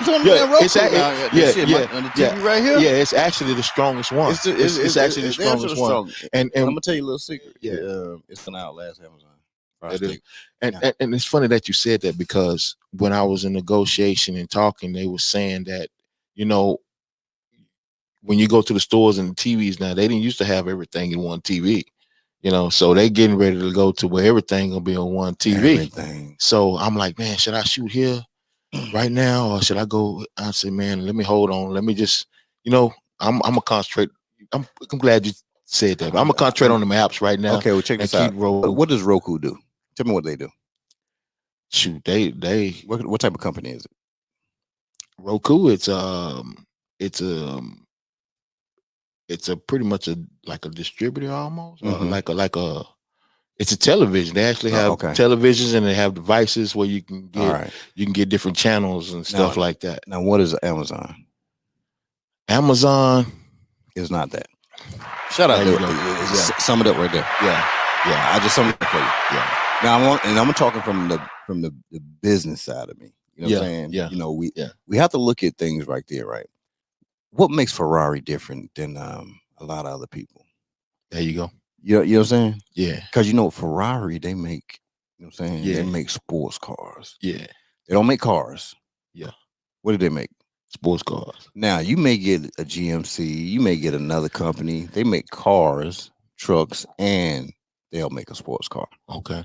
But when you deal with somebody who makes a sports car, yeah, that's what they make. Sports cars. There you go. Who's going to be more valuable? The people that makes sport cars, because everybody else is just trying to imitate what Ferrari does. There you go. I'm just come on now. Listen, don't make me get started now. I got you. Don't make me get started now. Bro. I got you, big bro. Don't make me get started in here. I'm listening. I'm listening. I'm coachable. That's one thing I am. I am coachable. I listen, bro. You know. Yeah. You know. Yeah. That's what's up. Great advice. And so it's just one of those things. And you know, you being a visionary and want to look at the future. You know what I'm saying? Because we have to look at. We have to go to these tech conferences. These tech, you know, and not you. I'm just saying, people. You have to go to technology conferences. Yeah. When people want to say they nerds, geeks, whatever, listen, you better get on it because all of them being, I'm geeky, I'm nerdy, all that stuff right there. Yeah. And I'm gonna go to those things. I'm gonna be part of those things. The reason why, because those things are the future, and you can see what the future is. Yeah. You understand what I'm saying? Yeah. So we can see, just like you talk about the integration in TVs, where all TVs will be smart TVs, and all TVs will have Roku in them. Yeah, it's funny that you said that. I actually got a certification out of Blend. And I graduated in 2019. Right. In process technology. Yeah, so I've been working on all that stuff, bro. And I, like I said earlier, I try to learn as much as I can learn about all this stuff that's going on, man, as far as technology, because that's the way I remember them telling us that's the way the world is going now. Y'all need to learn how to do this. Y'all need to learn how to do that. But I see it now. It's actually, it's at our fingertips right now. And it's all there, man. And a lot of people, like, I'm gonna tell you this, man. The question was asked to me the other night. They say, how you learn how to do all this? Where you learn how to do that? Who taught you? Oh, you probably had some broad, some girl take you. I said, no, I actually opened up a book, read, went to some classes, you know, and taught myself some stuff, and I actually went to school a little bit, you know what I mean? So and actually learned and studied and took tests, you know what I mean? And learned how to do a lot of this stuff. She was like, oh, okay. I was just wondering, because you kind of tech savvy. You kind of tech savvy. I say, well, this is a passion of mine. This is something I like. This is something what I like doing. This is what interests me. So if you have me in a class and something that I don't want to do, it might be it might be a different outcome. You know what I mean? But this is something I like doing. Yeah, and I have fun do it. Yeah, and so it's not really work to me. It's fun. You know, so. That's what it's about. It's kind of like you said when you walked in here, when you walked in the building, you just like, yo, if I had this. You know what I'm saying? Yeah. So you can imagine how I feel. You can imagine how I feel every day. Yeah. You know what I'm saying? Every day. I'm telling you, there's a popcorn machine over there. There's days I don't want to leave here. You know what I'm saying? For real. That's what I said. I have a bed. I have a room with a bed or something. But I have a restroom, shower, and everything. Days I don't. That's the only thing that makes me not happy. If there was a shower here, I'll probably do that. Yeah. But it's just the fact that because I'm still creating spaces. Yeah, in this space. Y'all G got a nice spot, man. He got a nice studio, big garage over there. You know, so got 2 slingshots in there and everything. So hey, Hey, he got his thing. He got it going on over here. No, man, Yeah. it's just a little something. He got to go. He got a popcorn machine, everything over here. He got a gumball machine full of money right here. Got 2 A-card. Hey, let me be quiet, man. I ain't gonna tell it all. I ain't gonna tell it all, man. Look at the chairs. Let me see. Look at the chairs, man. Hey, he got it going on, man. Man, no, Yeah, man. that's what's up, though. But it just really is. Got the candles and everything. You know what I'm saying? Yeah, It's just really trying to have a dream, man. Yeah, that's what's up. Putting the dream together, bringing it to life. You know what I'm saying? And that's what it's all and about. everybody don't understand your vision, and you bringing your vision to life. And then when you see it, it's a whole different deal, bro. And you can't continue to tell people stuff and get that negative energy from some people that not understanding your vision, your vision. But you just got to keep going and keep doing and bring your vision to life. And then when it comes to life, you know, it's a whole different feeling. And then you just get that much more energy and that much more strength in you. You know, and it's not that you're being arrogant. It's that you come so far. Right. You know, you come so far from where people didn't see what you saw, but you saw it, and it's coming to life, right? You know, and it's here, right? You know what I mean? So it's a different feeling, bro. And I understand you. I feel you hold no apologies because of it, and it goes with what you just said. Some people can feel that you're arrogant. Some people can feel that you're ornery, and all that stuff. But no, it would take for you to be around people for them to feel that way. And the fact that I don't even go around people, so. I don't know why somebody could even think that, you know what I'm saying? Yeah. Which is cool because I don't think that way. What I do is tell me Beyonce gonna tell you that Beyonce would tell you that she ain't shit. That's what I'm saying. Beyonce ever tell you? Would you ever hear Beyonce say, "No, I ain't the shit"? How you gonna be great if you don't think you're great? People gonna think you're conceited. You this and that, bro. It starts with you on the inside of you. If you know that you great, bro, and you that strong on the inside and confident, you ain't supposed to be sitting here like this and that. No, you gotta get up. Get your ass up and do something, bro. Excuse my friend, but get up and take care of your business. You know what I mean? If you know you finna go for 6, you finna go for 6. Give me the ball, man. Give me the ball. Give me the ball. Watch what happens. Watch what happens. I bet you we score. We get a touchdown, or we get close. We're gonna get a field goal or something. You know what I'm saying? And that's the way I think. You know, when I have something that I'm confident in and I believe in, bro, and I go ahead and do it. Everybody may not believe in or see it or whatever. Cool. You know what I mean? And you're gonna get those naysayers, and it's gonna hurt. It's gonna hurt along the journey. Okay. You know, I've been hurt so many times, but you know, you gotta still getting hurt. You know, but at the same time. You gotta take them blows and keep going. You know what I'm saying? You stay on your feet, and you're gonna take them. Yeah, you're gonna take them. Imagine if Dorset or any of those boys, when they got the ball, if they got hit the first time, they just dropped to the ground. Yeah, come on, man. Yeah, they didn't drop to no ground. They kept pumping. Sanders, you know what I'm saying? You know, they pumping them legs. Yeah. Listen, you hit them, they spinning the other way. On the other way. They didn't quit. They didn't stop. They didn't take a pop and then, let me fall down. Yeah. No. And that's the same mindset. The bruises come with it. Exactly. The hard hits come with it. Yeah. They'll tell you, man, I got hit by some of the hard. Who was the hardest hit, man? This joker hit like a train. But when we saw you get hit, you kept moving. I kept moving, but I ain't saying he didn't hit me like a train. Yeah. You know what I'm saying? Yeah. You're gonna take those blows. Yeah. You're gonna take those naysayers. Sure. It's gonna be those people want to call them haters or whatever you want to call them. It doesn't critics, matter. all that stuff. That's a critic job. They're gonna be there. Yeah. You know what I'm saying? But your job is not to pay them no mind. Pay them no mind. You know what I'm saying? And you don't need to wait for somebody to tell you, man, you know what, you great. You don't need nobody to tell you that. You need to tell yourself that. Yeah. But the biggest thing, you need to believe in yourself. That you believe. You know what I'm saying? Right. And so the difference with a lot of people is if you don't believe in yourself, then you can't expect nobody else to believe in you. Because they're taking the cues off of you. Yeah. Now think about what I just said. You can't be mad because people don't believe in you. You know what I'm saying? Because they're only doing what you're doing. That's good stuff. I like that. And so if they see that you believe yourself, the one thing they ain't gonna say is that joker don't believe in himself. They can't say that. Yeah. They'll just be like, shit, well, you know, Deuce, he can do all things. Yeah. You know what I'm saying? That's what they're gonna say about you. Yeah. But they'll never say, Deuce can't do nothing. Yeah. Because one, you would have never exhibited any traits that say something like that. Yeah. And I had to, you know, everything not gonna be 100. Everything not gonna be good. You're gonna have hiccups. You're gonna have falls. You're gonna have bad days. You're gonna have good days. It's the thing that you got to keep going, man. You got to keep going. You got to keep going. You can't just stop. You know, Right. you just got to keep going.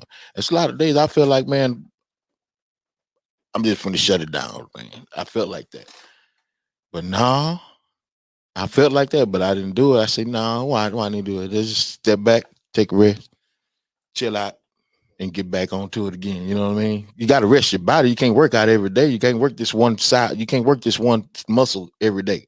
You gotta get that muscle rest, let it replenish, and go work another area. You know what I mean? And so I set that down, then go do something else. So I just try to stay positive, man. I do stay positive, bro. That's one thing about me. I stay positive. I know stuff gonna come. I've been through a lot. I know a lot of negative stuff gonna come, but at the same time, I just stay positive. You know what I mean? And keep going, and keep moving, man. And try to stay around people that's in my man, and surround myself by people that's thinking the way I'm thinking, or trying to get on that journey, or trying to move that way. Or moving that way, or need help moving that way, because you never know what this person that's trying to get to where you at, and you may not feel like you where you want to be at. You know what I mean? Which I'm not where I really want to be at right now, but I'm moving along. But I got other people that's looking up to me that are trying to get to where I'm at, and you never know how those people can be a vessel. They can help you out. You know what I mean? At the same time, teaching them and showing them how not to give up, how to keep going. What you keep when you surround yourself by people like that and stay away from the negative stuff, you get a lot stronger, bro. You get a lot stronger, and then you find yourself taking care of business and getting stuff done. Like last night, I sat down to edit that Wake Up Houston deal last night. Yeah, I came for the weekend drink event. And once again, shout out to Wicked. I went and edit that, you know. So actually tomorrow I'm supposed to be meeting with Wake Up Houston, probably getting the show together with them. Okay, and that's what it's about right there. And so getting them on there. So you know, like I said, I'm just keeping my head up and staying strong and keeping it moving, man, and just staying in that positive atmosphere and surrounding myself with people that's thinking the way I'm thinking. And you know what I mean? That's the key right there. But I'm gonna tell you what people mess up. Yeah. I'm gonna tell you the key to this thing right here. I got a feeling what you're gonna say though, but go and say it though. Go ahead. Go on, say it, man. Go on, say it. Go say it. No, I'm saying, but I'm saying because I want to see if we're aligning. Okay. I lost my train of thought, bro. Go ahead and say it. I got you. I already so we want to be around people. We want to surround ourselves with people who are moving in the direction that we're trying to go. Exactly. Okay. Either with us or they're in front of us. Yeah. Right. But this is what happened. We will do that during the daytime. Here you go. I remember. We'll do it during the daytime. Go ahead. Yeah. But we'll go to those and try to prove our point to the ones that's saying you ain't gonna do this and do that. We'll try to go and prove to them that we can, when we not need to steady try to feed into the negativity, when we need to go and continue to surround ourselves with the positive and the people that's thinking on the same level that we thinking. Is that kind of sort of? It's in the same lines. Okay. You know, so those words are definitely in the direction of what I'm saying. It's like this right here. We'll get around what I call I name them killers. Right, we get around killers, and the killers are the ones who push us, who we probably like. Yo, that's what I'm talking about. Not I want to be like you, but I want to roll. You know what I'm saying, for myself to kind of go hard like that too. You know what I'm saying, and that's what I want to do, and that's what I want to emulate. Right, and we'll be around that greatness. Right, and what'll happen is we'll go home, we'll go around family members, we go around friends. And they're not that caliber of people. There you go. And so I hit it on those. Yeah. And continue to tell them what we're doing, and they continue to, what you doing that for? So we well, you might have to look at it this way. Yeah. Or, how you do that? So and so. You ain't got the money to do it. You get what I'm saying? Well, you can get. What happens is the people that you're around, the killers, they don't think this way. They don't even know how to think that way. Yeah. it's about they like, no, you know what I'm saying? Yeah. Yo, that's what you're doing. Okay, and what we're doing tomorrow, so Yeah. we can go. That's Yeah. the conversation you're having, not, well, you know what? Well, I wanted to say something. You already know what's coming. You know what I'm saying? Yeah, there you go. You look at them like, like, okay, listen, I'm gonna talk to you Bruh. more. You gotta cut them off right now. Yeah. And see, people are scared to cut people off. Yeah. You know what I'm saying? Whether it's cut them off in the conversation or cut them off, period. Now, my cut you off, period game is that strong right there. Yeah. You know what I'm saying? Man. Because one, what I'm trying to do is for people, and it's more important than how you feel about the way you Yes, sir. have lived your life and let people dictate and control the way you think and tell you what you can't do and what family members they want to tell you about their cousins and all these other people who tried this and I don't care what they tried. They wasn't me. Man, I'm so glad I came here today, bro. Me too. Go ahead, what you gonna say. You got something to say now. Go on, say what you got to say. Cause I started doing that, bro, and I'm starting to flourish now. You know what I mean? So I started doing what you said, exactly what you say, and I'm starting to flourish. And now these conversations that I have with people, like before I came here, you know, I had some other stuff going on.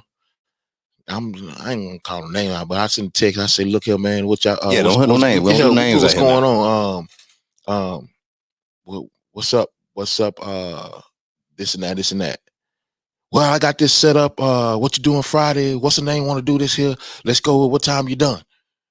You know, I was like, I say, well, shoot, I'll be good after 5 o'clock. Let's go do it. And that's the type of stuff I'm talking about. I'm not just talking a conversation. This person here reached back out to me and said, well, what's the name? Want to do this and that. What time you want to do it? Are you available? Right. You know, instead of just like, I don't know about all that. And that's what I'm starting to surround myself around. And now, right. And it's just word of mouth. And now it's like, I'm just like, I don't have to really do no big time marketing. And I haven't done it yet, you know, but I plan to do it though, right. You know, and, you know, I plan on having a ball and all that stuff, bro. Giving out some awards, award show, all that stuff, man. Live band, all that stuff, brother. All that, man. That's on the agenda, man. But you know, but I'm glad that you said that because I started doing that, and I'm feeling like I'm not the only one feeling like that now. So I'm glad that I came through here, bro. Bro, you gotta get around them people that's moving in the direction you moving in. Yeah, man. Because it show make you just stay up under that tree all day and not do nothing. Well, you say you're a country boy, right? So I'm gonna tell you some more country boy stuff we got that in North Carolina, right? And I don't know if you know this right here. You know, there's horses and mules, right? You know what I'm saying? And what happens is right here, you can take a stable, you know what I'm saying, a field full of horses, right? And you can put a mule or some mules in there, right? And no matter what, that mule can never act like a horse. Exactly. Can't do it. It's not possible. It can grow up from the baby all the way up. But there's no way a mule could act like a horse. It won't move like a horse. It won't do anything. But what can happen now, you can take a horse and put him in a stable with mules, and that horse can emulate a mule. And if he's in there long enough, you know what I'm saying, you can't even break him back to be a horse again because mules are powerful in the sense that they can take, you know what I'm saying, in the right number concentration, and they can change a horse's mind to act like a mule. And I say this because it's right here. In the world, mind-wise, the world is full of mule-thinking people. Yeah. Right? The ones who, can't do that. I see. Why are you thinking this way? Yeah. Okay, but now you as that horse, you out here, you galloping with some horses and stuff during the daytime, doing your movement. When you go back to the stable, the stable is full of mules. And the only time you get around horses is when you get out the stable. Right? Absolutely. Until you break free of that stable and get to the stable where there's horses at, then you'll understand what it is to be a horse. Yeah. You feel what I'm saying? Yeah, you run free with the horses. There you go, man. And that is really a country fable, you know what I'm saying? A country story, you know what I'm saying? It's a short one, but it's something that get people looked at. Now, that's not saying nothing wrong with mules. Yeah. One, because if you have livestock, if you have chickens and stuff like that, you need to have a mule. Yeah. because a mule is going to kill coyotes. A mule is going to kill wolves. Yeah. You know what I'm saying? They will kill them. You know what I'm saying? And that's why you see people that have a mule and they have a bunch. They're like, why they got this one mule? Well, the mule, and it's illegal to have mules just for the sake of killing coyotes and killing wolves, right? It's illegal for that because they think now you're using them as a pit bull. Yeah. It's illegal, honestly. So you have to kind of justify having a mule. You feel what I'm saying? Yeah. But that's what mules are used for. Did you know that? Nah, Yeah. I didn't know that. That's why people have mules, because if you got chickens, you know what I'm saying, and stuff like geese and ducks, Yeah. you have to have a mule. Okay. Because that's what's going to keep the coyotes away. It's going to keep the wolves away because it will kill. I'm talking about, for whatever reason, I don't know what God did with mules and wolves and coyotes and foxes, but a mule will, when I tell you they'll act crazy, and you can only see it at nighttime because that's when they'll try to come to the chicken coop and they'll try to get the ducks and stuff like that. Yeah. A mule will act a pure donkey. Wow. You know what I'm saying? A pure donkey. You know what I'm saying? And I think that's where the word donkey come from. Yeah. You know what I'm saying? So shout out to knowing what's going on with that right there. Yeah. See, and that's what being that country boy and girl is about, right? Because one, you learn patience. You learn to watch things. You know what I'm saying? We used to do stupid stuff like we used to ride. You know what a bull hog is? A bull hog? Mm-hmm. Like the real big hogs. Yeah. You know what I'm saying? We used to ride those. Oh, yeah? Yeah. So we used Won't to they bite you? They'll bite them inside. Yeah. They'll kill you. Yeah. You know, one of the things we got in the country, what they do with you is wild hog. They'll take you out. They'll take you out and tie you to a tree. You know what I'm saying? And smear jelly on you. So two things gonna get you: ants and the hogs. You get what I'm saying? Think about it now. Now you're butt naked. Yeah. You get what I'm saying? Wow, yeah. Jelly all on you. So, and leave you in the woods overnight. That's great. Come on now.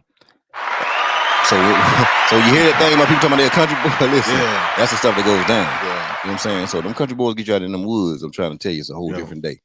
A whole different day out there. You know what I'm saying? But like at the same time, you learn a lot of things too, though. You learn a lot about people. You learn how people move. You know what I'm saying? You learn who got a nervous energy. Go walk through the woods with a, you know what I'm saying? Like, you know, as kids coming up, you go walk through the woods, right? Yeah. You do that. And you walk in there, you're trying to see who can walk quiet. Right? Who can move, who can really kind of just walk through the woods and be quiet and sit still or whatever.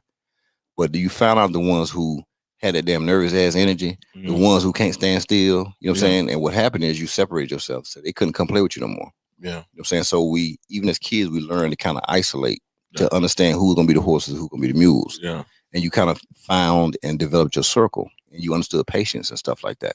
You feel what I'm saying? Yeah. So all these things, I think they kind of apply to life. And just to kind of look at the circle that we find ourselves in, who we find ourselves being around, who we can trust. You know what I'm saying? You know, if you know you're a person who you don't ask nobody for nothing, and if you know that I don't ask anybody for anything, and I ain't talking about like money tonight, I'm just talking about to do something for me. Hey man, can you run to the store for me? Something like that. If you know I don't even do that, and I come ask you, you know what I'm saying? One, I must feel some type of way about you to even ask you. You know, then, but you got to really think about it. Like, damn, gee, he gonna be asking nobody no shit like this. You know what I'm saying? Hey, what you need from the store, bro? You know what I'm saying? I'm gonna go get it. You know what I'm saying? Because I already know you don't do that. Yeah. You feel what I'm saying? And so part of it is, you know, we test. We testing the patience of the person. You know what I'm saying? And to see, okay, because one, I want to bring this person with me. Yeah. I say, look, I want to bring Deuce with me. I did it the other day. And I did somebody the other day. You know, not as a test, but it just kind of like, okay, well, let me see. And I called an individual, and they were doing something, I think. You know what I'm saying? Yeah. You know what they did? What? Stop what they were doing. You know what I'm saying? And this is a business person too. A business person. Yeah. They stopped what they doing. And they was here before the time I even said it needed to be here by. Wow. Now, if a business person, I'm talking about a person that runs a business, bro. Yeah. Stop what they doing. And they came and did that for me. Yeah. You tell me I ain't gonna ride for that person. Yeah, man. Come on, man. That goes a long way, bro. Come on, bro. The ride game's strong. Like you ain't gonna go there with that person for me. Yeah. You feel what I'm saying? And so what happens is, you know, okay, got it. Yeah. Got it.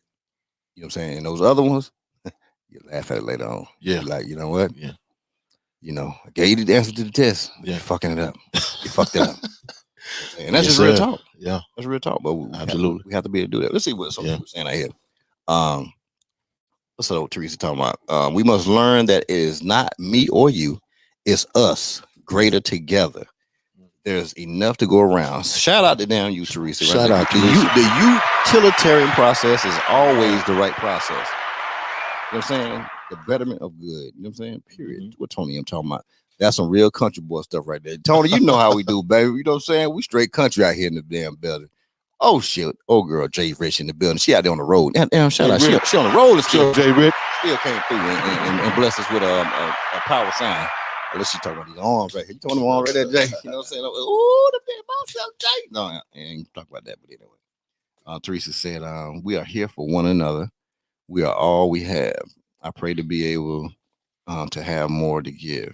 And you will. You know what to give, Teresa, is yourself. That is the most valuable thing we can give. It's not money. Right? You know what that does? I know that. You know what I'm saying? Yeah. Money is not the most valuable thing we can give. You know what I'm saying? Our time is the most valuable thing we can give because that's the one thing we don't control. Yeah. We don't control our time. Yeah. We can't control our money because we can do different things to go get some money. Yeah. We can go out here and beg for some. Yeah. We can go out here and pitch pennies for some. We can go out here and get a job for some. Yeah. But you can't do nothing for time. Exactly. We don't know when that thing will end. Exactly. So if I give you my time, dude, it goes a long come way. on, bro. And if you give me your time, and when I call the individual, and that individual stopped what they were doing, and went and did it. You feel what I'm saying? Yeah. Just like that. That means something. That was valuable, bro. Very valuable. That was valuable. That individual was busy. Yeah. You know what I'm saying? Yeah. So they must care enough about, like, damn, they must see you a certain type of way. Yeah. Or they must see what you're doing as a certain type of thing. Or they see that something. They must see something. Yeah. You feel what I'm saying? Yeah. Like, that's big, bro. Yeah. That's big to me. I like that. You know, stuff like that, bro. You can't replace stuff like that. You can't make stuff up like that. That's just something somebody's giving straight from who they are, man. Yeah. And so that is so valuable. Well, Beverly got it here. Beverly, your greatness is not what you have, it's what you give. Come on. There you go. Beverly, you right on it. You right on it. You know what I'm saying? And so that's why it doesn't matter to me. Like I say, I talk about the numbers, right? Mm-hmm. I told you earlier, I said, listen, I care about true followers, true subscribers, not robots, not this, not that. No. I want real people. Because really, I just want one. Yeah. And I said every show, dude, I just want one. Yeah. If one person can learn something for every show, then guess what? If I did a show 365 days, right? That means I could one person, you know what I'm saying, every day, if that could be possible. Yeah. You get what I'm saying? Yeah. Or if I do 10 shows or 20 or 15 shows or 10 shows in a month, then it's 10 people per month. Right? There you go. For 12 months. Yeah. And if I could just got one person, some people don't do that in a lifetime, bro. Some people don't get a person to think about something differently in their entire lifetime, but to be able to get one person, come on, bro. And not to sell them. I'm not selling nothing on my show. I don't sell anything. Yeah. Nothing. Yeah. You know what I'm saying? Everything about my show costs me. Yeah. Everything. Yeah. You know what I'm saying? Yeah. If I go pick people up, it's an expense to me. If I feed people, it's an expense to me. Yeah. You understand? Yeah. Everything is an expense. So everything is a give. Yeah, you don't have to do that. Right. I could do that for my damn self every day if I want to. Yeah. Right? Exactly. So if it's about giving, so now this is why I say to people, right? So people will, and I just ask people if they get a certain point in something, share it with somebody. I even tell people, hey, just subscribe just to get the message. If you get something, you know what I'm saying, unsubscribe and then go talk about it. Yeah. Because the message is bigger than me. Mm-hmm. You know what I'm saying? And I can't say what point of the message people will get. I can't say that. Yeah. Everybody's walking in a different point in their life. Yeah. You know what I'm saying? Some words mean something. Some people, some words don't mean something. You know what I'm saying? And so my thing is something you said tonight or today it has resonated with somebody. Yeah. Some part of your story has resonated with somebody. That's good. And see, that's what's great. Yeah. Because now somebody can watch this, or even if somebody else didn't watch it, they can talk about something that you said tonight. Right? And say, you know what? I was watching this thing and this guy named Deuce, he was up there and he said, you know, when he was 11 years old, you know what I'm saying? This is what he did. He was playing football, and when he got to high school, he kind of, did a little something, and so he didn't get to finish it or whatever, but he ran track and he thought about some stuff, and he lettered in varsity. Then he went back the next year. They wouldn't let him play varsity because of what happened the previous year, but he took that as motivation and fuel, and he got on the JV squad and he ran the joke out of them jokers. You know what I'm saying? He put it on him. To the next 2 years, he was the #1 dude out there. Yeah. it was all fuel that got fed to you, and somebody's gonna hear that story, bro. You know what I'm saying? And they're sitting back and they're gonna be talking to one of their nephews or nieces or something like that, or one of them to go slip and just thumb across and see, yo, let me see what this is about, right? Yeah. Let me kind of fast forward through a couple of these things, see where the conversation got interesting at. And it's something you would have said, bro, that would have changed somebody or sparked something in them or made them, if they had something to do this. Okay, man, I'm just gonna check a few minutes of this show out because I got to go do this right here, X, Y, and Z. Yeah. But they watched a little longer and were like, shit, I'm here now. Yeah. I need to go ahead and finish watching this. Yeah. See, there we go. It was something happened at that moment, bro. Yeah. That was powerful. That's good. That's great. That's great, man. And that's the whole perspective. That's the whole deal. That's to be an inspiration to others, man. To motivate others, to be able to understand it's okay to make mistakes. It's okay to go through trials and tribulations. You're gonna go through that. That's life, you know. The thing is to keep going, man. You got a dream, you got a vision, you got to keep going. You don't worry about what other people thinking, man. You got to keep going. People gonna hate. A critic's job is to critic. It's criticize you. So every time you hear that person, you know they finna criticize you. That's their job. You know, they're gonna see, you're gonna get tested, they're gonna see where your head at. But you gotta do you gotta believe on the inside of you. Once you believe on the inside of you, can't nobody touch that, and you just bring that to life, and you continue to work towards your goals and bring your vision to life, because can't nobody else really see your vision. But once you bring it to life, they see it, and you just start taking it to the next level. The next level, that's it. See, even in your talk, you talked about the next level. You didn't talk about past. Yeah. You didn't talk about present. Yeah. You talked about the next level. You feel what I'm saying? Yeah. You know, and that's what it's about. It's like the book. I can't think of the author. I read it so many damn times. It's called The Present, right? It has a box with a bow on it, and people think it's talking about the present, but no, it's talking about the present, the now. You know what I'm saying? Now, my thing is this right here, and I don't know what I was looking at, but it made so much sense. I think it was Zig Ziglar or somebody like this, right? So if you look at the hourglass, Yeah, right, and let's say all the sand is at the bottom, and so now you turn it over, and the hourglass is the sand is coming down the hourglass. Mhm. People are so focused sometimes with the sand is dropping in the bottom of the hourglass, and some people then they're focused on all the sand that's remaining. I think that was Zig Ziglar. I think. Yeah, and then but they never pay attention to the present, right where it's coming through. That's the present. See, that's what they need to focus on, right? Mhm. You feel what I'm saying? Yeah. You know, and so that's what a lot of people don't do, because they always want to go back. Where if this wouldn't have happened to me, or if I would have had this in life, hell, we all can say that shit. Yes. Yeah, I could say a whole bunch of stuff. If I had it in life, man. If I had this, if I had fell down, you got to put that hand down. If I had two parents, if I had a parent, if I had a house, if I didn't stay in the projects, I could have done this. If I didn't, man, come on, man. Yeah. I can put the list of that to you. Yeah. Right. But I focused on what I got right here, what I have. This is what I focus on, what I have, bro. And what I do, I take that and I make it the best thing in the world. There you go. You know what I'm saying? That's taking that pack of annihilators that cost you 15 cents and you flipping each one of them things for a quarter. There you go. You feel what I'm saying? Each annihilator individually you flipping for a quarter. There you go. That's making that lemonade out of the lemon right there. You know what I'm saying? That's taking the lemon and somebody say, let me put some water with this, with some sugar. You know what I'm saying? And let me make this a refreshing drink. And sell it for this much. Yes. And they did it all from one lemon. Absolutely. See, that's somebody was thinking for the present. Yeah. You know what I'm saying? Mm-hmm. That's what we have to do now. Yeah. And we have to stop being around these people who, and I'm sorry. This is why we fail as a people. Yeah. We're around the horses. When we get in our circles, we're around the horses, but we'll go back to the stable. You know what I'm saying? The stable is our comfort zone. Where it's supposed to be our comfort zone, our homes, our families, all those, and they're a bunch of mules, thinkers.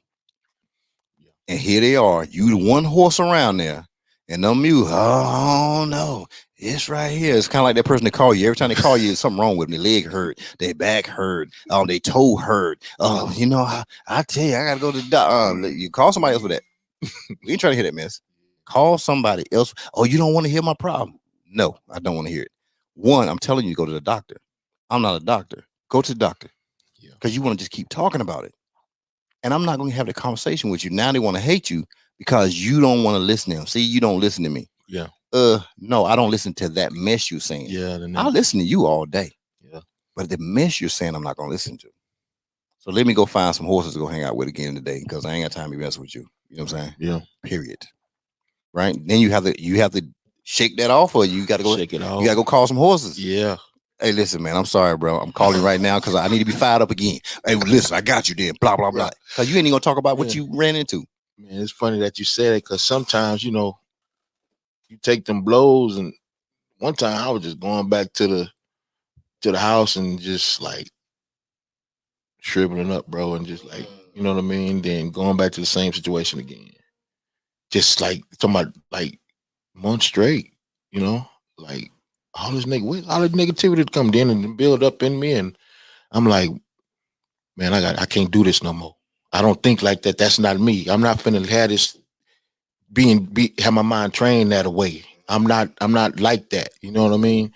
That's just like somebody else saying something about you, and it's not true, and trying to make you think that that's you, and that's not me, bro. I don't think like that, man. So trying to say, you know what I'm thinking? Oh, no. That's not what I'm thinking, bro. This is not what I'm talking about, homeboy. I don't know how to put it to you or whatever. You finna make me go off here, G. But I'm just saying, though, I'm trying to be conservative, be cool and stuff. You know what I'm saying? Keep it real, baby. That's what but you bringing it up, hey, bro. This what 5K You know what I'm is saying? now. You bringing it up, man. I'm just like, if you can't be you, don't I'm be just you. like, now. man, I had to get out that slump.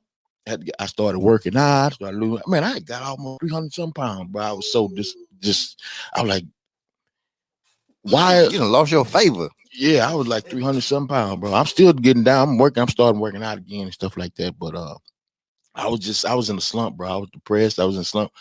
I was like, I don't understand. I'm doing everything right. Where all this negativity coming from? You want me to go out and act up and do something crazy? I'm not trying to do that. So do you want me to go off on you or something? But no, you can't do that. You got to be disciplined. You can't do that. You got to stay strong, get your mind together, and be strong-minded and separate yourself from that negativity stuff, because it'll make you do something you don't really want to do. It'll bro. Turn you into something that you're not. Turn you into something that you're not, man. And when you know you're not that, you can't let that happen. When you know you're not something, you have to get away from it. You have to get away from it. You have to get away from it, bro. Yeah. When you know that's not you, you have to get away with it. Yeah. I don't smoke. Guess what? I don't hang around smokers. Yeah. You know what I'm saying? Yeah. No offense, but I just Yeah. we ain't gonna be nowhere because I'm not just just happen to be. That's the situation. Exactly. Right. Yeah. Because it's not me. You know what I'm saying? I have nothing against it. Yeah. Of people to do it. Yeah. It's just not me. It's You know what I'm saying? For my on my personal time. You know what I'm saying? Yeah. I'm not, you know what I'm saying? Yeah. That's just not happening. Yeah. Right? Exactly. So and we have to be willing to, I ain't gonna be cool if I'm not around them. Shit, well, guess what? I'm cooler than the motherfucker. Yeah. Because once again, we have to see ourselves a certain way. See yourself a certain way. You know what I'm saying? They're gonna be calling you up, Damn man. right. I see you got it going on, man. Why you ain't holler at the but man? I've been trying to tell you this from the jump for years and years. I've been trying to tell you, bro, but now you see, you ain't hollered at me or nothing, man. What's wrong? You done got all out of society. Ooh, and this and that, this and that, this and that. I said, what I can do, man, I can't give you no money, but I can show you how to make the money. That's it. I can't give you the money. I can show you how to make. You got your mind made up. You want to do this. When you ready, don't come at me with no negativity, because we going down this yellow brick road, man, to success. You understand what I'm saying? We're not finna be. You can't. I don't want your mind filled with negativity, and I sure don't want my mind filled with negativity. And I don't want nobody else that I'm dealing with in business mind filled with negativity. And if it's a problem, we all gonna get together, and we're gonna figure out how to work it out. That's it. And fix it. And deal with the problem, and then go on to and keep moving. Keep moving, man. And prospering. That's what I mean? So that's the mindset I'm in right now. If you ain't with it, you ain't with it. Then I got to keep moving. I ain't got nothing against you. Right. It's just that I got to keep doing what I got to do, because I don't want to end up doing something I don't want to do. Right. I don't want nobody putting me in this category, stereotyping me that I'm this type of way when I'm not that type of way. So I'm on here getting to know the people, you know, letting you know who I am. You know what I mean? Don't let the shades and the hat and all that stuff fool you. I'm a good guy. I'm a genuine dude, and I'm real. You know, so it's just that I'm not gonna let nobody run over me, and I'm gonna protect myself. And that's what we're supposed to do. You know what I'm saying? But that's what we're supposed to do. that's a plant will protect itself. Yeah, you know what I'm saying? A plant would do it. A plant has mechanism within itself to protect itself. Yeah. You know what I'm saying? Bees to protect themselves, birds to protect themselves. Yeah. Everything is there to protect itself. They don't just go out there to just attack people. Exactly. You know what I'm saying? But if you walking by, you start playing with a goose the wrong way, you know what I'm saying? Yeah. The goose gonna let you know. That, no, we ain't doing this right here. You mess with a duck the wrong way, a duck, they ain't out to attack nobody. Yeah. But you go at them wrong, the duck gonna defend itself. Exactly. And sometimes you might get some bruises, you might get beat up protecting yourself, but you don't give up, bro. Shout out to you don't give up, bro. Shout out you to don't give up. Hey, you come back. Hey, it ain't gonna be like this next time, bro. No. You know, so you just got to keep going, bro. That's it. You know, you take them bruises, them blows, and you run with it, and you learn them lessons. Come on, lessons, man. So you don't get yourself down, man. You keep going. It's like them boxers. You see them, but them boxers, they go back and fight again. They go fight again. Yeah, they go fight again. They don't take an L and I'm quitting because I lost today. No, you got to keep going, man. You got to keep going. Stuff gonna happen. It's just like in business and in life, bro. Right. And they'll tell you, hey, man, they were the better man that day. Yeah. You know what I'm saying? Yeah. You have to admit to that. They're the better person. But you know, but back to the main recourse of things is just really we have to get those negative people. But you say, hey, you got negative thought. Well, I'm not negative, or I'm not negative, man. Okay, let's rephrase the words then. Let's say you're not thinking about moving forward in a positive way. Yeah. How about that right there? Yeah. You know what I'm saying? You have to rephrase it for people like that because they just focused on the word negative. Yeah. You know what I'm saying? Yeah. But you have to kind of play it to them like that so they understand. And see me, they be thinking I'll be one to argue, but me, I'm always trying to figure out, okay, what's the problem? I'm trying to come up with a solution. Okay, I'm coming up with the solution. I say, well, why are you thinking like that? Oh, we got to do this and do this here and do that and do this and do this here. And then that's it. We ain't got to worry about that. Let's move on to something else. Oh, but this and that, but this and that, this and that. I don't got time for the arguing or nothing like that, man. But I done told you the answer to the problem, the solution. We can come together on one accord and come up with the solution and then fix it and move forward and prosper together. Right. But just to be trying to find something wrong all the dang on time, man. Shoot, that's come on now. That's unacceptable. Every day, all day. All day. Yeah. Wake up every day. Yeah. First thing, exhaling about something. Yeah. Oh, hell no. Yeah, man. Bye. Yeah. You know what I'm saying? Before you get started, bye. Yeah. You know what I'm saying? But that's what people have to endure. I don't have to endure that type of stuff, but I know that's what people. I last night, you know what I'm saying? I seen a dude. He pulled up where I was at, and he was getting out of his car, and another dude was getting out of his car, and he was like, "Man, I know." He said, "Man, that's just, you know, sometimes you got to deal with it, man. I've been dealing with it for about 15 years, man. You got to deal with it." You know what I'm saying? Yeah, and they talking about it behind me because we went and get some food, right? Yeah. And I'm sitting here shaking my head. I was like, "Hey, here it is, nighttime. You sitting here got to deal with this." You know what I'm saying? Look what you dealing with. Your night is ending this way, and he's probably gonna wake up tomorrow with it that way, whatever way it is. Yeah. You know what I'm saying? But whether even if it's the other way around, if he's the problem is the young lady. The young lady has to wake up to that. She's going to bed to that issue, and now she's waking up to that issue. Yeah. You feel what I'm saying? Yeah. So how can you be on your best, you know what I'm saying, to do better if that's what you waking up to, if that's what you got to deal with back at the stable? Yeah. You feel what I'm saying? There you go. And I got it. Everything is not going to be hunky-dory in this life because life is life. But we're talking about the creative process. It has nothing to do with the relationships or how you're dealing with people. You know what I'm saying? You don't kill a person's, you know what I'm saying? That thought that they have could be the thought that takes you, whoever the person's around them, to that next level. Yeah. Because you may not have it in you, you know what I'm saying, to take it to the next level, but they may have it. Yeah. They may have that creative sauce within them because everybody's not built the same. Well said, big bro. You know? Yeah. And that's reality. Yeah. That's reality. Yeah. Right?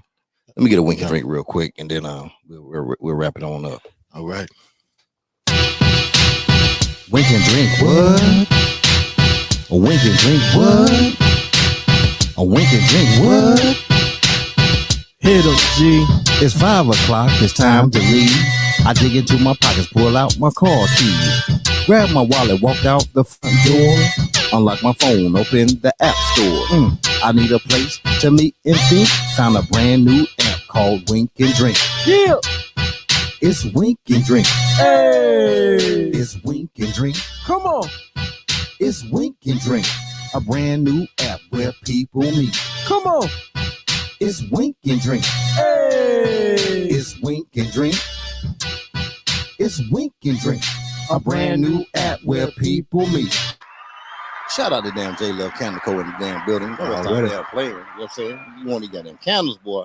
Y'all better go ahead and watch the bottom of the screen right here. Well, I'm gonna make it stream across the bottom. That's how you get the candles. You hit her up at www.jlovecandleco.com, or you can go to Instagram at jlovecandleco. You know what I'm saying? Don't play with them damn candles. Just so you see that G5 right there. And on the back, courtesy of J Love. That's what I'm talking about. The G5 candle, that is the hottest candle that's out here. I'm telling you right now, if you have not ordered the G5 candle, something is wrong with you. I know there's other flavors on there. Okay. There's a 5 cast too now.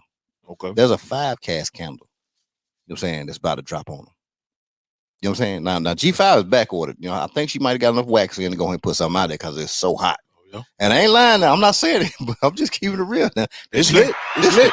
This G5 is popping. Yeah, it's lit. This G5 is popping. You know what I'm saying? It's popping. You know what I'm saying? You know, because one, it's just, oh, it smells so good, man. Well, you know that smell good, dude. It's lit, yeah. You know what I'm saying? I can see these G5s in all hotels. I can see it right now. G5. The G5 candle just burning through the hotels. You walk into the lobby, business owners and stuff like that. You know what I'm saying? Because I got a test I'm gonna do. You know what I'm saying? Joni stopped by today. She dropped me off a whole bag full of them. And so I got to hit by 3 people, 3 young ladies who they booming. They out here big in Houston, doing it big. Oh, so really? my thing is I'm about to run the smell up in their building, right? Get them hooked on that G5, and I'm tell them where they need to order it from. Yeah. You know what I'm saying? And then you know. You better get your wax game together, Joni. If your wax game ain't together, this G5 candle's about to kill him. But when that 5 cans come out, dudes, I'm gonna check it out, man. bro. You need to check it out. Don't play with it now. Okay. Don't play with it. Get that candle. I'm telling you, you won't be. Listen, any woman, if you taking a bath, you like to take baths. Okay, I know y'all burn your little candles. They're cute and everything, and that's good. But if you don't have a G5 candle burning up in there, when I tell you it's gonna leave the bathroom, it's gonna go to your bedroom. Okay, then it's gonna come out in the hallway. It's gonna hit you in the kitchen. I don't care if you're cooking fish. You throw this G5 on, the fish smell is out the damn house. There you go. I'm trying to tell you, you won't smell fish. Yeah. You won't smell crawfish. You won't smell nothing fishy. Yeah. Okay, because this G5 candle, I can't even whistle on that the right way, but I'm trying to tell you, man, that thing is hot. Yeah, it's lit. It's hot. It's lit. But I'm gonna tell you what's really hot. Let me tell you what's really damn hot. Hey, Javon, come here, Javon. Javon, you got a juice on you? Let me get a 2-piece real quick, man. Let me get a 2-piece. You got my killer over there? You know watermelon? Come on, man. You know I need that watermelon, man. I don't know why you gonna play me like that. You know I need this right here. This gonna be called a G5 here in a minute. Hold on, I'm gonna give you some of this tuna right here. Take this tuna right here. What you got? Man, come on. This is a damn jar juice right here. We about to hit you. But you got another watermelon? Let me switch it. Let me swap it. All right. This is good. This is great, man. But I'm a country boy, man. And I'm telling you, you know, they already know I'm partial to this right now. Now tuna, that was my thing. But ooh, this watermelon right here, it's about to kill you. Y'all look at G5. He got me on some type of juice, man. I'm gonna check it out though. We're gonna check. Gonna pop the top. Pop it right now. We popping it right. Don't put a shake on the head. Let's shake it up. Don't shake it up on them. Yeah. We ain't playing with you. We on the air. Now listen. Now I want you to be the truthful. If it's horrible, I'm just trying to tell you, it ain't gonna be horrible. If it is horrible, I want you to say something. But I need that initial reaction. Don't give me a little cute. Give me that country boy drink. Watermelon, pineapple, key lime. Hey, hold on. Say them ingredients again for me. Watermelon, pineapple, key lime, and ginger. Chato, man. You know 100% juice. 100%. No dyes. Refrigerated. No dyes. No artificial flavors. 100%. Man, go on with that thing.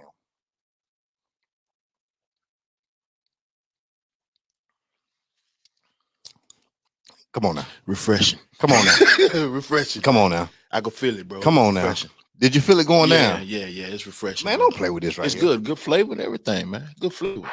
Yeah. Don't play with Ja Juice. Yeah, that's what's up, man. Ja Juice, huh? Ja.Juice Ja 01 on Instagram. You know what I'm saying? I'll make sure I put it in the Ja screen right Juice. here. Let me tell you, man. This is called Powerhouse. But we're trying to we're trying to talk to the people. You know what I'm saying? The president, vice president, CEO, and all them right there. We're trying to talk to them real quick. And we want to call this that 5Cast. You know what I'm saying? This one here, we're trying to get this thing called 5Cast, man, because it's seasonal. So it ain't like a permanent fixture because watermelons are not year round.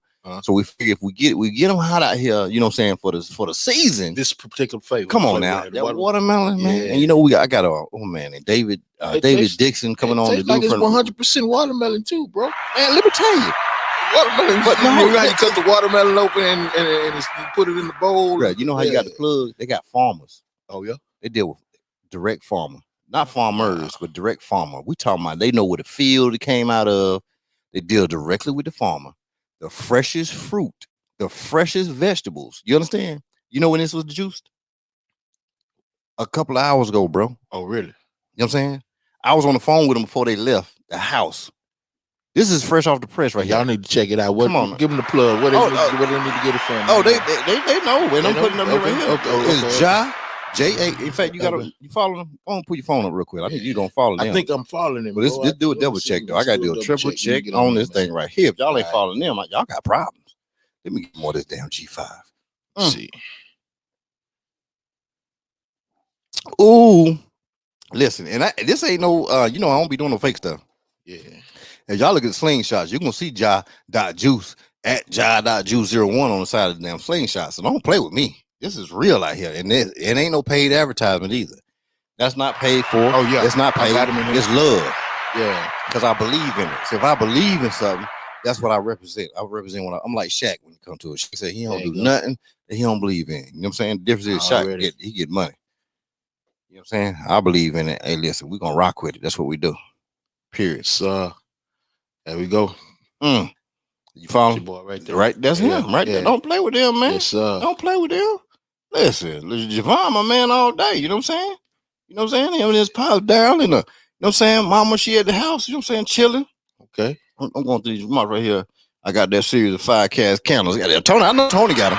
Tony got the damn series of candles out here. Listen, Tony, that country boy, he on the books. Yes, sir. That tune in that strawberry sea moss is the bomb. That's what Joni said. You right about that. But if you ain't had the damn Powerhouse / G5, I don't know what you doing with yourself, Joni. You know, I love you to death. You know what I'm saying? Like play cousins out here. Tony M exclusive all day. You know how we do it out here. We put them damn exclusives out here. Woo, Tony said that watermelon hits hard. He know it. Look, Deuce, you ain't got no more, do you? Mine gone, That's bro. what I'm saying. It's all gone. Yeah. I told you it tastes just like the real. I like it's real. I like the taste. It's real. 100%. I can tell it's 100%, man. Don't play with that, man. Yeah, this is real watermelon juice, bro. Listen, this is straight from the melon. You got time me playing? Listen, the remarks right here. Tristan said I had the Powerhouse yesterday. It's amazing. You right about that now. You know, 100% gone ice cold. That's what Teresa said. Shout out Teresa, boy. She watching everything on the book right there. 100% gone. Yeah. He took it to the head. He had to bring it down so he could talk, but he would have went on and took it straight to the head the whole time. Like it was an old 40 back in the day. Hey, it's refreshing. It's good too. You know what I'm saying? Tony said not to the head and kill it. Is that good? Elijah, what Elijah say? Doing well, hun. Who is Elijah? That's mom. That's wife. I don't know who that is. Elijah. Autrey. Yeah. Alyssa Autrey. Alicia. Okay, and then shout out Alicia in the building. Shout out Alicia. You know what I'm saying? Listen, I'm from the country. We be looking at words the wrong way. You know, I'm sorry, my education wasn't that good, but I say it the country way. That's the way to do it. You know what I'm saying? Out there in these streets. But listen, y'all know the game. Ja.Juice. I'm gonna find some. I'm about to come out with this right here, and this was a suggestion I had somebody. So I'm about to come out with the G5 or the 5Cast menu. In the 5Cast menu, what it's going to do is going to support local businesses. You know what I'm saying? The one that have fine cuisine. You know what I'm saying? Because it can't just be about soul food. It can't be just about that. Because There are local businesses here Yeah.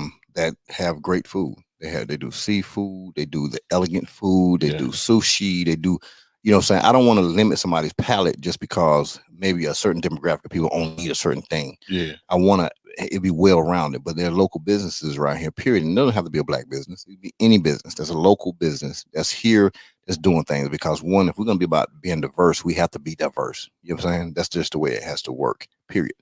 And so my thing is this right here. I want to make sure that as I create this 5 cast menu for my guests when they come on the show, they can select from the 5 cast menu. So it's no longer, hey, what do you like to eat? It's I've looked at what everybody kind of eat when they come here. People eat seafood, people eat shrimp, salmon. You know what I'm saying? You know, I got the whole list of what everybody eats, right?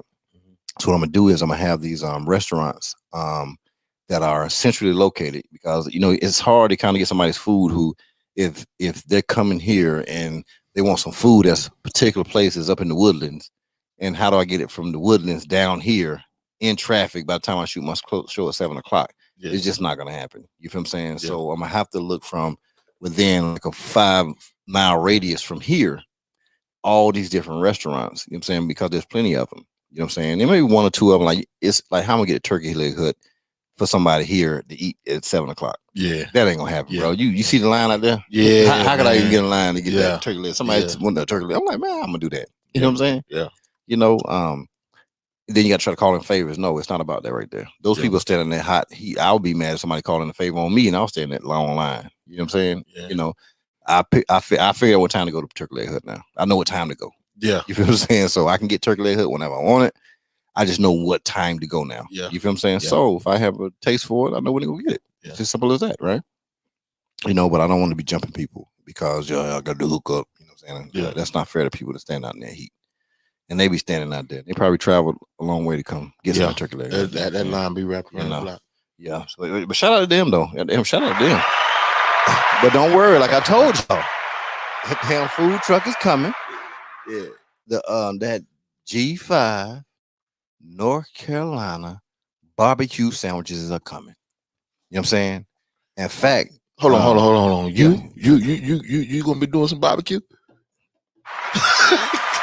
What kind of sandwiches you gonna have? Some brisket, ribs? What you got? What you got going on? Chicken or what? You ain't gonna tell us right now? No. No, see, that's why it's North Carolina barbecue. Okay. All right. Barbecue to us is pig. Okay.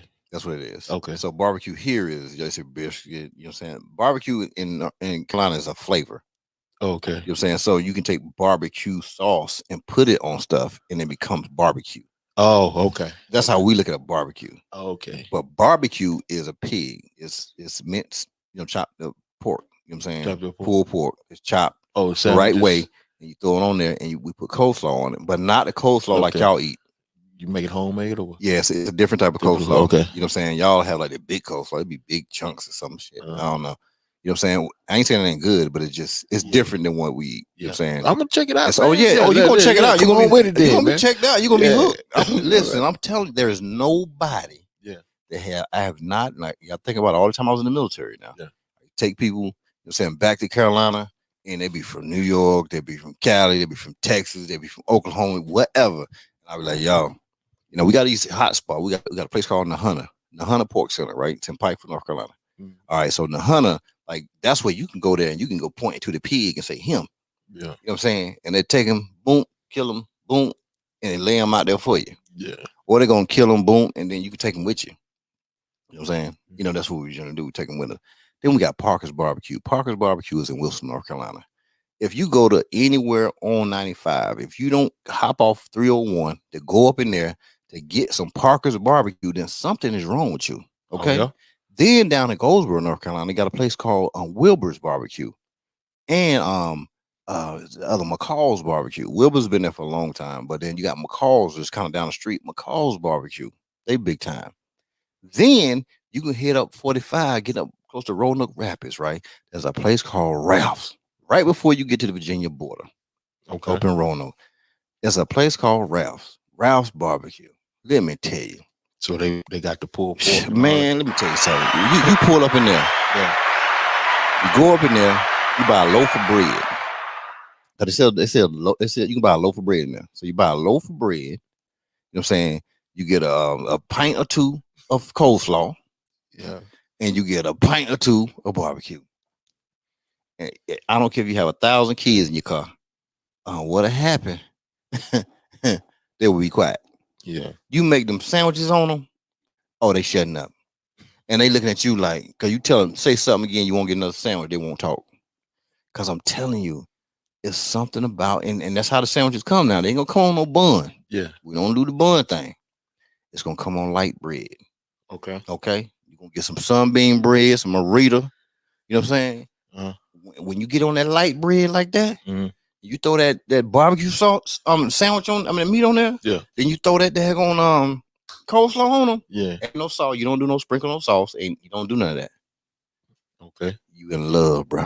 What about like you put anything on the bun, like mayonnaise, anything like that, or just the meat, the coleslaw? As crazy as it sounds, because the meat is already, everything is done to flavor. it. Yeah, it's already ready. It's already ready. The coleslaw. But what it is, it's the combination with that coleslaw that with it being on there that makes you lose your mind. I see it. You lose your mind, and I guarantee it's gonna be a hit here. And I won't be able to keep them. Okay. Yeah, man. You know what I'm saying? Location already on deck, waiting on, you know what I'm saying? One person, they got a location on deck that's going to be, because it was going to kind of move around, but they didn't need to, because the location where it's going to be is perfect location. Because it's going to be, people going to come from miles around, you know what I'm saying? Just to get these sandwiches. They're going to sell out and it's going to be fresh. So just remember, G5, North Carolina, barbecue sandwiches. We ain't talking about barbecue dinners. We're not talking about the barbecue plates. We ain't talking about, can I get some ribs with it? Can I get some just a sandwich? Some greens? Just a sandwich. No, you can't. Just a sandwich. That's it. That's why it's called G5 North Carolina barbecue sandwiches. And that's it. Don't come in there and ask for something else. You know what I'm saying? Just a sandwich. You have some sweet potato pie? No. It's just the sandwiches. And that's what's gonna make it so unique, because people gonna laugh about it. Have you ever been in that place, man, at the truck that only sell barbecue sandwiches? That's how the word's gonna get around. Because they don't sell number barbecue sandwiches. That's it. Nothing else. And no fries and nothing. No fries. And sweet tea. Sweet tea. And we're gonna hit you with that North Carolina sweet tea on you. You're gonna see it on top of the daggone truck, brewing in the sun. In the pickle jar. Sun tea. Yeah. In the pickle jar. You feel what I'm saying? Getting brewed. And I know we're gonna have to help people around there. Oh man, we can't eat that. It's not for you. Yeah. It's not for everybody. Yeah. And you gotta eat. You gotta eat it all the time. It's not for but I only get into people's life like that. Yeah. You know what I'm saying? I got it. If a person don't eat something, they don't eat something. Yeah. That ain't for you. It's kind of like a channel. That channel ain't for you. Yeah. You know what I'm saying? Some people drink Ciroc, some people drink some other brand. I don't know. Yeah. Ciroc ain't for them. Yeah. They drink the other brand. Right? And guess what I'm gonna do? I'm not gonna sit here and say, well, you need to drink Ciroc. I don't know why you drinking that. No, that's for them. Yeah. Some people watch certain channels of news. That news is for them. For them. You know what I'm saying? I can't get mad because you watch that news and say you need to watch this news.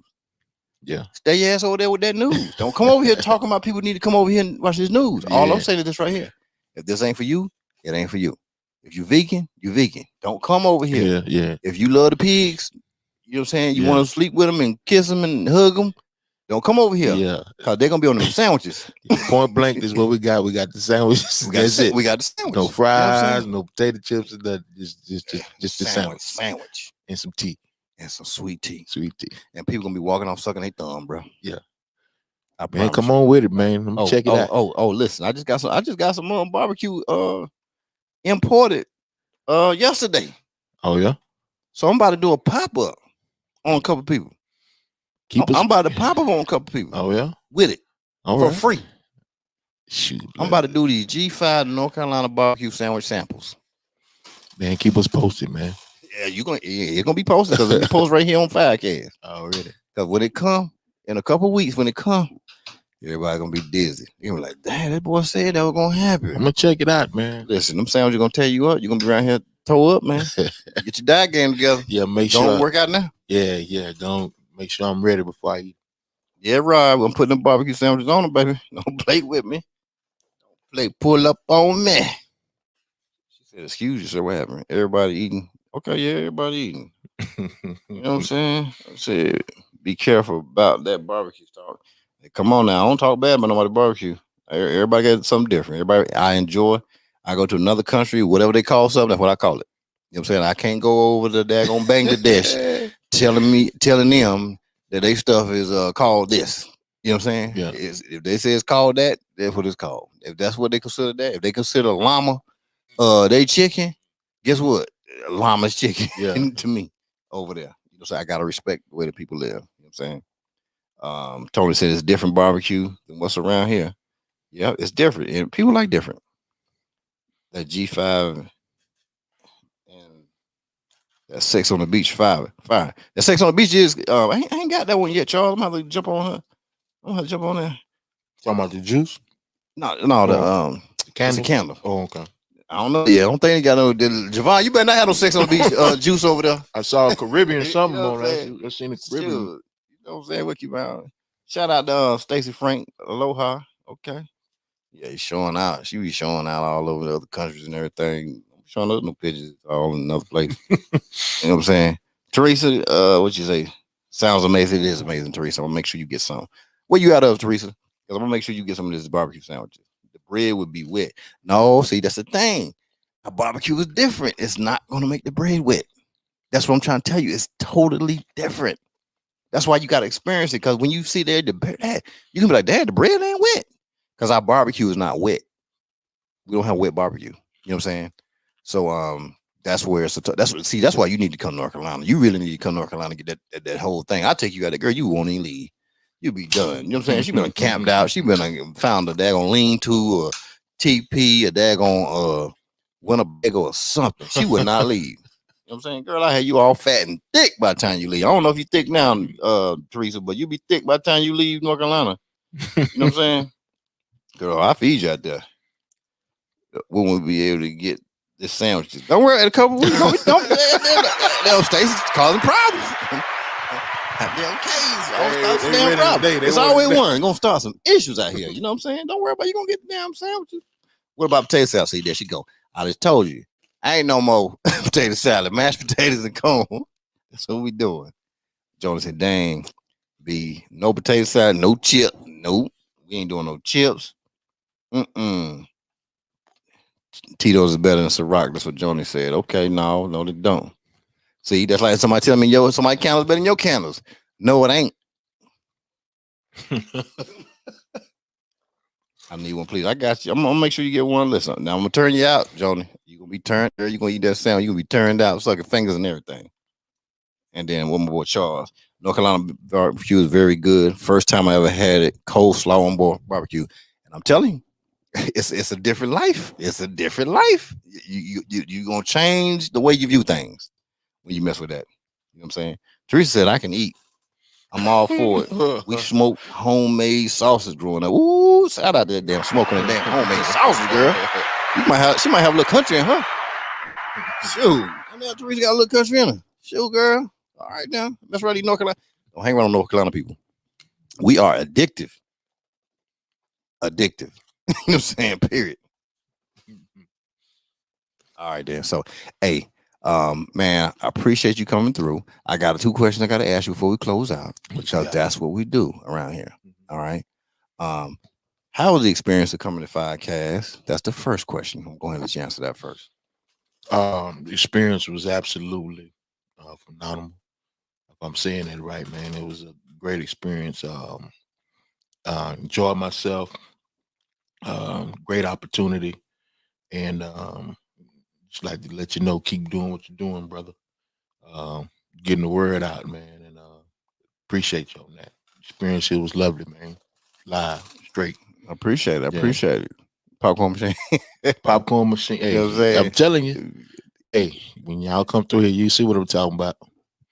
Whether you come through the front door or the back door. All right, next question, last question. What did you learn today? I want you to take a second to think about it. What did you learn today? Because there was a lot of done in this 2 hours and 23 minutes and 46 seconds. What I learned today, bro, is that I'm not alone in the way that I'm thinking as far as life general and business, and in business, that other people are going through the same thing. and keep going, keep striving, and lead by example at the same time. Be a light to others to where they can understand when they run into obstacles and things that they're going through in life, that they're not the only ones going through it. Stuff is going to happen. That's natural. It's how you handle those obstacles and how you handle those problems and those troubles. And you're gonna fall down. You just got to get back up, dust yourself off, and keep that positive energy and believe in yourself. Yeah. Did you learn anything from me today? Yeah, I learned from you, bro. Did you learn anything? Yeah. Did you? What's one thing you got from me, particularly? I know the other question was, what did you learn today? Now I'm asking you in a particular, deliberate thing. What did you learn, either from me or about me, or something?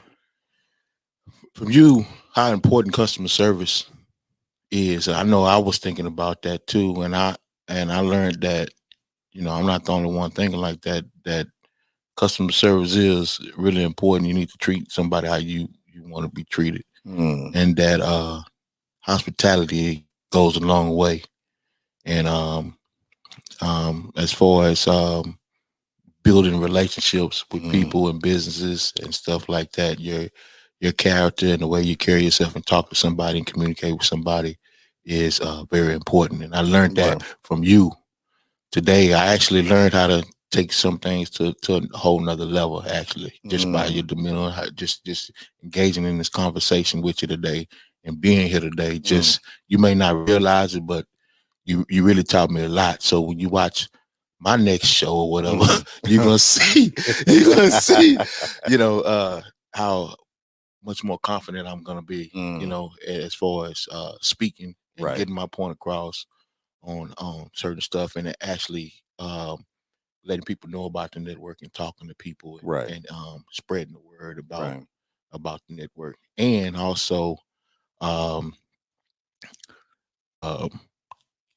don't let nobody shortchange you. Keep your price. Your price is your price. That's it. So I learned that today. That was a big lesson. Because I'm quick to say this and that for somebody, and I do this here. Yeah, we're gonna have some deals, but I can't get deals all the time. And I understand that. So just like they got them holiday special deals and stuff like that. Those gonna come along, but in time, though. In time, but we have to get established first. Exactly, and and that's what I learned. So I'm gonna keep that, bro. Right. I'm gonna keep that. I'm gonna stay strong with that. So the price is the price. That's it. It is. That's the price. It is. So sure. Just want to thank you for having me on the show and the opportunity. And I did learn a lot today, and I appreciate you for everything you do and everything you said and taught me today. I really truly look at you as a big brother. Oh, man, I appreciate that, bro. So if I need anything, don't feel crazy if I'm hitting you up for a question or something like that, because even I need mentored sometimes. I need a mentor. Me too. I need to learn stuff. I'm always trying to learn stuff, so collaborate with stuff. So but yeah, that's one thing you did teach me today, bro. I appreciate it. All right, no problem. Yeah. No problem. Goddamn, shout out to that right there. That's what it's about. And I tell anybody in here, you know what I'm saying? Listen, your price is your price. You cannot successfully have a company if you are starting your company or have been in your company and you're constantly giving discounts. You feel what I'm saying? Got it. I know different places give discounts, but you got to understand they were established already. Yeah. You know what I'm saying? When they started, they didn't give no discounts. You know what I'm saying? Elon Musk wasn't giving away Teslas when he first made the first Tesla. He didn't give none away. You know what I'm saying? He wasn't, hey, won't give you a discount on this one. He didn't do that. It's a great example. You know what I'm saying? And or anybody, it's the way it worked. Now, is there a system of, if you do things for other businesses? Sure. You know what I'm saying? But it's not like they want something from you. It's one of those things like they could either take money from you You know what I'm saying? Because they understand what their platform or what the thing that they have to offer is. Or they could be like, you know what, man? Hey, if you just do this right here, then since you're coming to me, I'm gonna do this. You know what I'm saying? Not I'll do this for you. It's like I'm going to do this. See, there's a different thing when people say I'll do this for you. See, that's not to me, that's not a thing where you're doing it inside, just being a genuine person. Yeah. If I say, you know what, man, I'm gonna do this, right? To me, that's coming from me. I'm not doing it just because you did something. Yeah. You feel what I'm saying? So that's the way I view it. And so my thing is like, it's like slingshots. You know, people will say, you hear it all day. Hey man, let me ride. I want to rent it, but can I get it for this price? No. Why would I do that? Because if I have people who would pay what I asked for it, you know what I'm saying? Yeah. Why should I give it to you for nothing? That doesn't make sense. Yeah. How can I make? Because I got to maintain it. I got to have the insurance on it. I'm bearing the responsibility. If it break, I can't call you and say, "Hey man, this broke." Well, I guarantee you, when you bring it back to me, you're gonna say, "Oh man, that was like that before." Yeah. You know what I'm saying? Yeah. They'll come to you with, and you already know what they do. Hey man, I don't know what happened, so I already know how to deal with you now. Yeah. Because where I come from, if something happened, you know what I'm saying. If I broke it, if you know what I'm saying, if I broke it, Yeah. Well, it came back and it was like, right, it's on me because it was under my watch. It's like if you watch your kid, something happened to your kid, I'm responsible. Yeah. You know what I'm saying? Not, I ain't seen him, G, walked over here and I don't know what happened to him, Deuce. No, Joker, you responsible for my kid. Yeah.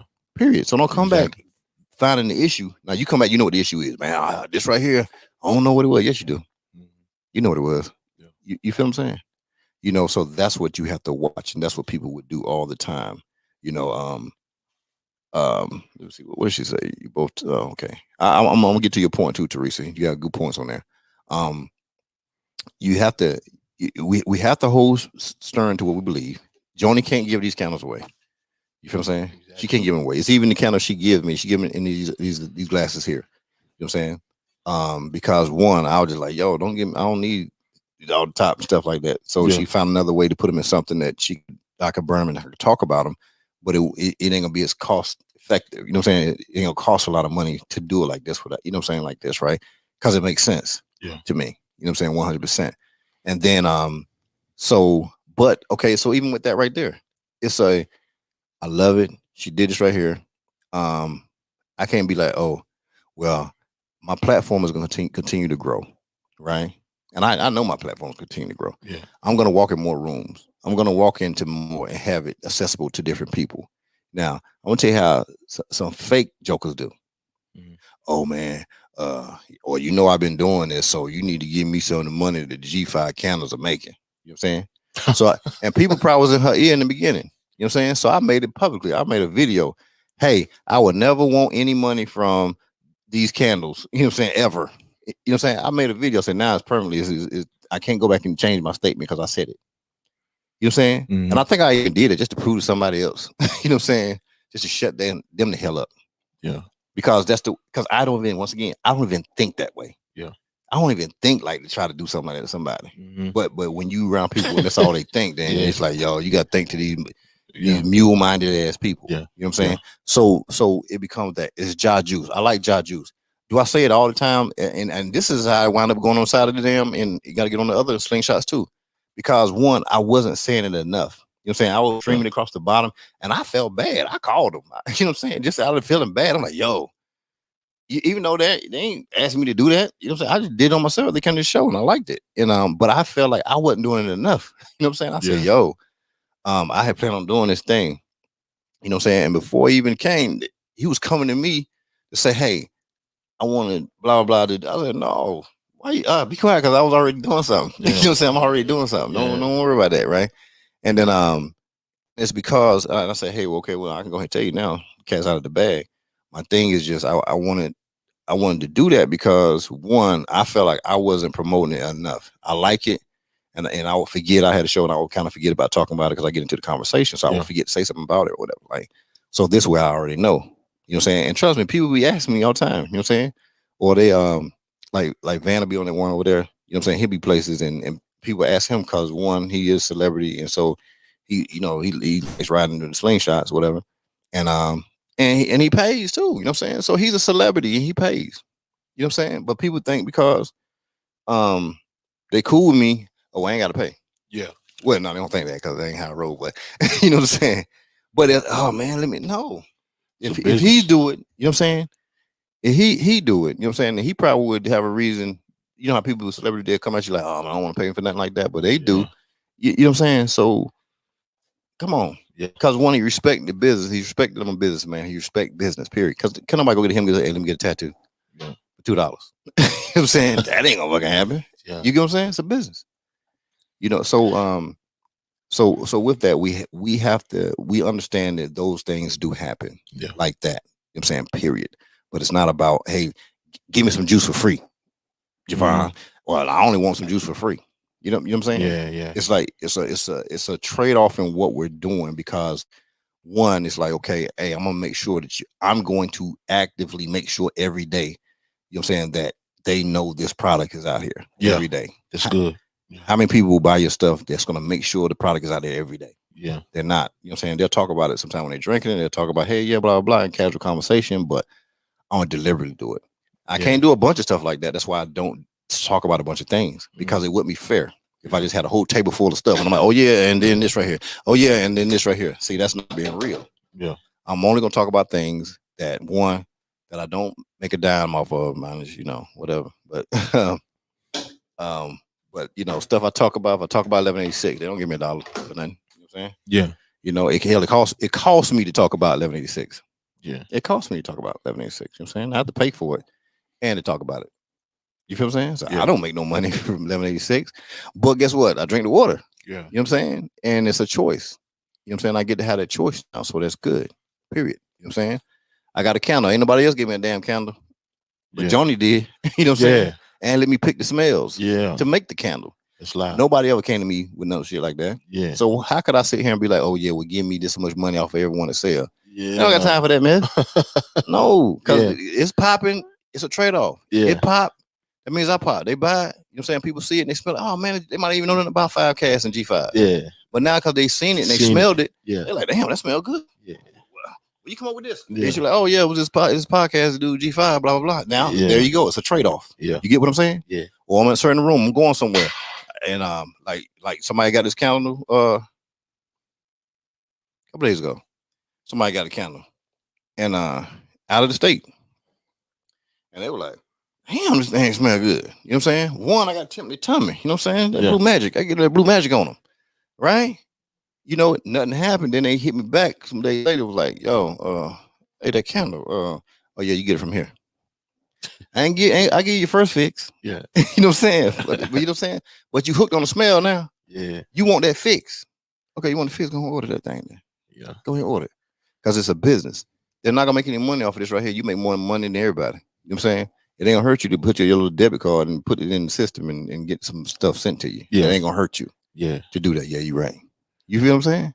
You want your girl to smell good. Hey, Father, hey, you got your girl going out. Hey man, listen, order the G5 candles. You win. I promise you you for real G. Get the damn candle, boy. You feel what I'm saying? Yeah. You know, so it's a trade-off in that right there. So that's what we do. Let me see what she said real quick. I'm sorry. Because people comments. So one of the things I do, because it is interactive, I want to make sure every person up in here gets their comment on the screen, and I either highlight, talk about it, or see what they got going on. Raw wood, what kind of wood do you use? Hey, Rob, we're gonna talk offline, baby, because I'm telling you, it's damn secret to that damn wood right there now. See, we can't bring that secret wood. Now, this wood is only in North Carolina too. That's the thing about it. Because these trees, you know what I'm saying, we get them from, it's only in North Carolina. So, and it's based off the climate. You know what I'm saying? So that's what it is. It's climate based. All right. And we brought it over from the old country. Came from Africa. So you both taught, this is what Teresa said. You both taught me that strength is heavier with the presence of your word. Of your word. Sometimes it's all you have. So much power to you both. Hashtag go fight between. Go. That's what go God go. You right about that, girl. You know what I'm saying? And you're right. Your word is all you got. And I'm a country boy. And when you hear people say the country boy, there's about 5 variables that comes with that right there. With you saying that you're a country boy. It's a lot that comes with that. And you don't just say it lightly because it means principle. Word, loyalty, you know what I'm saying? Ride or die for real. Like we go there. You know what I'm saying? Period. Most country boys really they're nonviolent. You know what I'm saying? But if provoked, will destroy. You know what I'm saying? Mhm. You know, it's just one of those things. Like I said, it's like a bee. You know, bee ain't just looking at the sting people. You know what I'm saying? Them bees, they sting you, they lose their sting or they die. They're not looking to do that. Yeah. But they'll die. You get it? Yeah. A bee will tell you a lot now. Just a regular bee. He know he gonna die if he sting you. You know what I'm saying? You got to get out of jail free card. That one stinger, but he know he gonna die.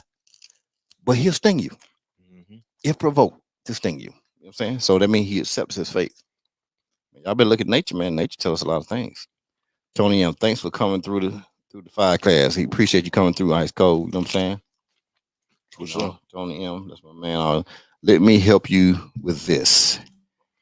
Is generosity to be of the help, to be of help, to be of the assistance is a blessing to you, not the other person. You might have to expound on that, Teresa. You might have to let you call in on it. Break that down to me a little bit. Tony said, if I value what you offer, I won't ask for a deal, period. Tony, you can't be doing it. I'm going to call you back, Tony. I know you called in. Damn, Tony hit me hard with that right there. That's why I hate this. That's why I'm telling you, comments be good, man. What's on, KT? All right, we got you there. I'm going to trust you know the value of what you offer on the open market. Teresa says, you forgive yourself for the things you want to do, but are not yet in the position. They place exceptions on their assumptions. More so, you don't need or their need is greater. And Ken says, showing love off the strength. And that's what it's about. So let me see what Tony had to say real quick. You know what I'm saying? He called in.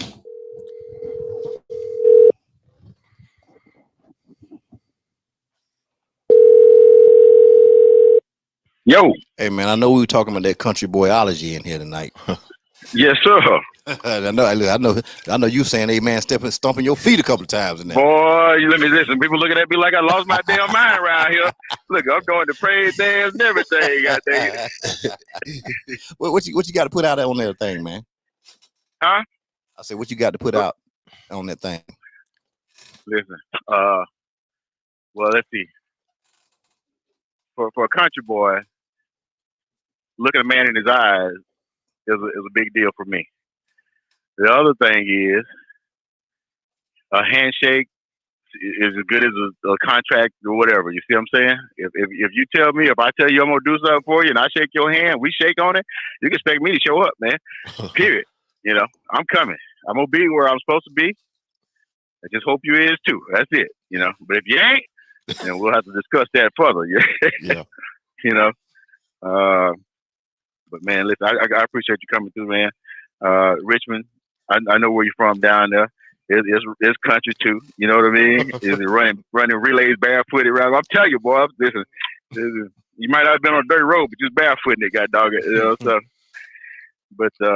but yeah, man. So, you know, what a man says is what it's gonna be. You know, I take you for every word you tell me, and I hope you do the same for me. So that's just simple living at the end of the day. You know what I mean? Keep it simple. Don't make nothing complicated. You know, absolutely. If I'm baking a cake and you got some eggs, then I might knock on your door. Come on now. You know what I mean? And keep in mind, next time I go to town and I get some eggs and my hens lay, I'm bringing you some eggs back. Bring your dozen back. Come on now. 2 or 3. Come on now. Yeah. Get a dozen back. Yeah. Off for 3 eggs. Yeah. You know what I'm saying? Yes, sir. Because of the love. If I'm having a hog killing, I'm bringing you meat. Period. You know what I mean? Get a quarter hog. Cow, bull, whatever. You know what I'm saying? You eating. If I'm eating, you eating. Hey. You know. So, but back to that deal, man. You know, people want to, you know, ask for the hookup. You know, been there, done that. Man. Look, if I value you, and I see, and I value, if I value you, then I value what you stand for. You feel me? Mm-hmm. I don't ask for discount. I never ask for a discount from Jaju. I appreciate seeing them. I appreciate seeing him and the youngster every goddamn week. You see what I'm saying? You know, J Love County Company. I'm gonna forever be a continued a customer, and there's a few more from the show that I've been, you know, enjoying at the same time. So, but man, listen, if I buy your product, then I'm coming back. That's just the way it is. Good stuff. Good stuff. You can sell me something once, but if it ain't what I expect it to be, then I may not buy it again. You feel me? Yeah. So, but if I appreciate you, I see value in your product, I see your drive, I see your passion, especially. There's a lot to me, the passion. If you got passion about what it is you're doing, then I'll be behind you every step of the way. I'll support. You ain't got to solicit it. I'll just be there. I'll be doing something. Well, I appreciate that, country boy, because like you said, we come from the land of probably no paper contracts. We come from the land of word, and we learned that because a lot of the cases, like my elders couldn't, my elders, they couldn't write probably. You know what I'm saying? So there wasn't no contract signing. Their word was their contract. That handshake was their contract. But the biggest thing is it was their word, man. You know what I'm saying? And you did not your word was everything. We didn't care who name was on what. We don't care if it was yours, it was yours. He might just had to go put in his name because that's who went to the sale to get it that day. You know what I'm saying? And that's the man put that in his name on the paper, but he know whose it is. And as a man and woman, you know what I'm saying, where I come from, you don't take something that don't belong to you. You know what I'm saying? If it belongs to that person, that person worked for is theirs. I don't care if it's your possession. You know whose it is. If my neighbor's cows get out and get into mine, I'm gonna make sure I let him know or get his cows back into his place. There you go. Yeah. No, don't need me loading them up, taking them to the sale. Not at all. You know what I'm saying? And that's the thing that we if we're gonna get back to things, it's that way of thinking. We might not get back to that way of just doing things that way, of course, because it's different times, but at least that thought process of respecting another person's stuff. And that's what we have to do. If it's not yours, it's not yours.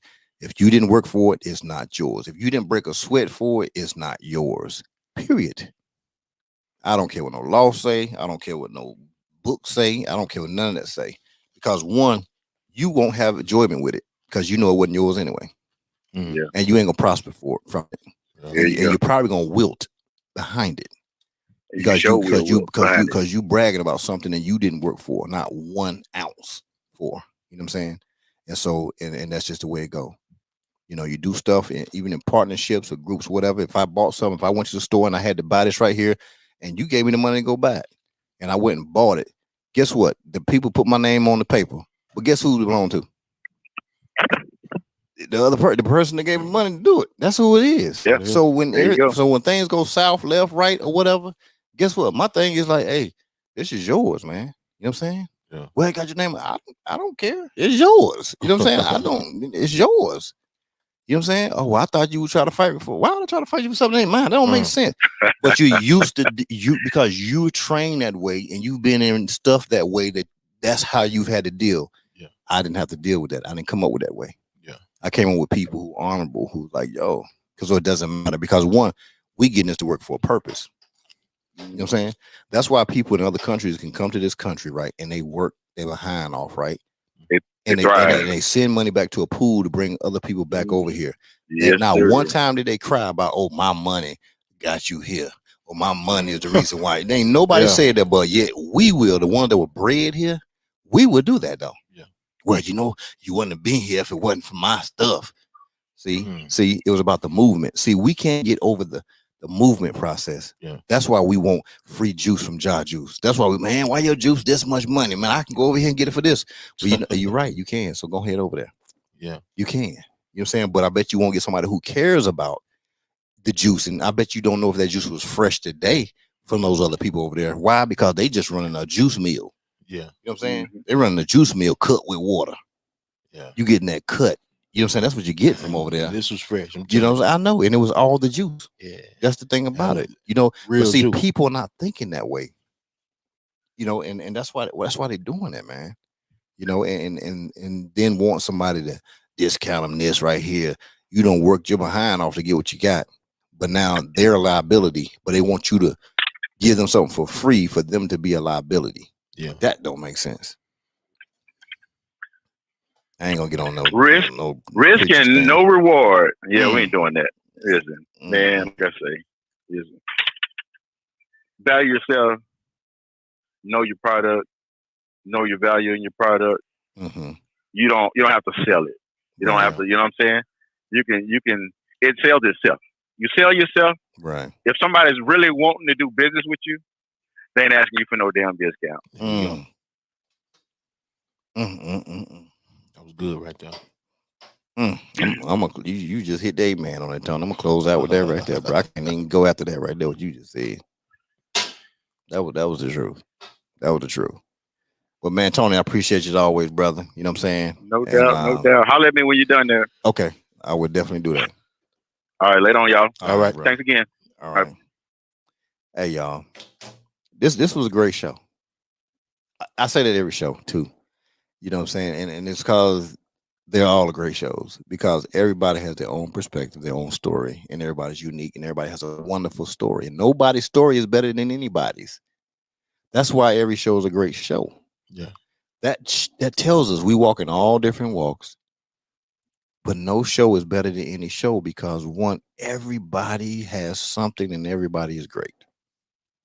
I hope the people that are on here have learned something because I surely have learned a lot. I learn something every day. I'm a student my entire life for the rest of my life. You know what I'm saying? I've always been a student and I will continue to be a student. And that's why I enjoy talking to people. That's why I don't mind, sacrificing, whatever I pay to do everything I do here. Or the most precious thing is my time. You know what I'm saying? Yeah. I could be doing whatever on a Saturday. Right? I could be doing whatever at 7 o'clock when I have shows. You know what I'm saying? Versus highlighting people. Yep. I've done nothing but highlight people. Have I not? Now I'm breaking it down. Have I done nothing but highlighted people? That's all you done, man. Big people up this whole time. That's all I done. Yep. Now, when we look in life, how many times can we say there are people who do that daily? Mm. And then we have to even say it ourselves. Do we even do it? You know what I'm saying? Yeah. Do we even go hard like that? For somebody else, multiple people. Who's pushed your business today, Ja? Daryl, who's pushed your business today? For 2 hours and something minutes. You know what I'm saying? And I'm not trying to put no highlight here. I'm just sitting there saying, when you find people who would just, you get what I'm saying? Yeah, real talk. They put your name in their mouth every day. Yeah. Every day they put their name or whatever platform do it, and not just select times. Yeah, that's real. Not just when I don't have a time where I'm just saying, oh yeah, I'm going to go eat crawfish today. I'm going to this spot today to go hang out no. Yeah. No. You know what I do every day? I'm thinking about once again, who can I highlight today? Yeah. Who can I attack today? Who business can I do today? Yeah. It's good, man. Who can I do that to? Knowing nobody's gonna do it for me. And I don't want nobody to do it for me. I don't care.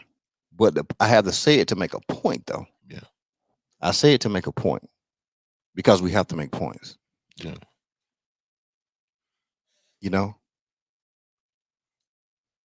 So I'm arrogant when it comes to pushing Ja Juice. I'm arrogant when it comes to pushing Wink and Drake. I'm arrogant when it comes to pushing J Love Canada Co. I'm arrogant when it comes to pushing 1186. I'm arrogant as hell. Who gonna be mad at me because I'm arrogant because of that? Huh? Who gonna be mad at me because of that? Yeah. Because I'm about to heck on, ice cold TV. Who gonna be mad because I'm saying that's the damn network to be a go-to? Yeah. Who gonna be mad at me because I say that? Somebody tell me who gonna be mad at me. Oh, he just arrogant because he pushing for them. Yeah. Who gonna say that right there? See? You feel what I'm saying there? D, you see what I'm saying? Who gonna come hate me for that? Well, now he ain't talking about himself. He talking about other people. But come on now. Yeah. I'm just keeping it real out here. Exactly. We keeping it real. Yeah. But that's the beautiful thing about getting to points in your life. You know what I'm saying? Yeah. Points in your life. You know what I'm saying? Where you just, and I've been there for years though. There's a problem. I've been there for years.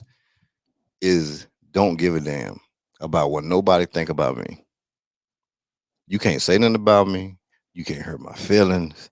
I don't fall for peer pressure. I'm not emotional. You know what I'm saying? So I don't care, man. You know what I'm saying? Say what you want. I'll be like, I agree with you. Yeah. Oh, he just did. I'll be like, yeah, you right. Yeah. Now what you got left? Now what you know what I'm saying? Uh-huh. Well, you just right here. Okay, you right. Now what's next? Yeah. Don't give me something else so I can say it too. I want to say it with you. Yeah. Right? Now if I take that all away from you, what you gonna do? Now you got to be yourself, and you can't do that because you can only focus on people like me or other people. That's all you can do. You can't focus on yourself. Now you're quiet. Or now you got to turn around and walk away. That is. Come on, man. That's what it has to be. You know what I'm saying? That's what it has to be. So we're going to end with that. We're going to end with my girl, you know what I'm saying? Corey C. That hot jam. You know what I'm saying? You know? Let's see. Let me find it up in here. You're killing me. And it's funny that song is called Emotional. What happened to that marriage? Just cut off. So, you know. So, hey, I appreciate y'all. We're gonna have a man, David Dixon, the gentleman of Houston. He was on season 3 of Ready to Love. He'll be on the show on Monday. And I think he's at 5015 this evening, cooking some tacos, doing some tacos. I think that's what he do. He do these taco things, and he's gonna do them on the show on Monday as well. So we're gonna do tacos and nachos. So we're gonna set up a little kitchen up in here already to make things right. You know what I'm saying? So we really gonna listen. We about to take it to the next level, baby. Yeah, we about to take it to the next level over here. You know what I'm saying? Yeah. That's what we doing. Shit, we gonna have tacos, jajus, damn 1186, and we gonna be looking for some ice cold TV. You know Hey, we're in the building. That's what we're gonna do. Yeah, already. Hey man, brother, I appreciate you again. You know what I'm saying? Real talk. You know, we're gonna do this thing, and so y'all check this jam out with my girl Corey C. Make sure y'all download it, stream it, give her those streams. You know what I'm saying? Corey C. Absolutely. You can't get nothing from me. Always got your hand out, looking for a handout, running, chasing at the clock, wanna see what I'm about, but you ain't finessing on me. You think it's easy to be rolling with the money team. You ain't nothing but a lease back credit on your name while you always in the streets. We can never be the same. Free game, another lesson on me. Okay. So lonely at the top, I'm emotional. And I'm so hungry, had to get it all on my own. So lonely at the top, I'm emotional. And I'm so hungry, had to get it all on my own, baby. Look at me, stop telling me that you just want me, you're killing me. Don't waste my time, just leave me alone, you're killing me. So lonely, that time of emotional. That you just want me, you're killing me. And I'm so hungry, don't waste my time, just leave me alone, you're killing me. Now shorty just pause, keep that fake love, I don't need your applause. Where was you at when my back hit the wall? Know when the call was about to end it all. Went off the deep end, you let me fall. Bounce back like D-Rose, bitch, watch how I ball. Lonely appear, but that's life, fuck them all. Can't trust them at all, cause last I recall, look, I've been making moves, no help, 10 toes, man, losses, this shit I had to take. Drifting on my own like castaway. Thinking about the homies who passed away. And raking up the loot the fastest way. Better make them mad today. Fuck who don't feel it, the menace and villain. OG got me wheezy, it's really no ceiling. If you switched up on me, better stand on that shit. Still walk around like I be the man in this bitch. Shooters and that red dot like Japan in this bitch. Finna blow shit up like it's Iran in this bitch. You can never kill the vibes, take your best shot. Sitting high, number 9, it's the best spot. So lonely at the top, I'm emotional. And I'm so hungry, had to get it all on my own. So lonely at the top, I'm emotional. And I'm so hungry, had to get it all on my own, baby.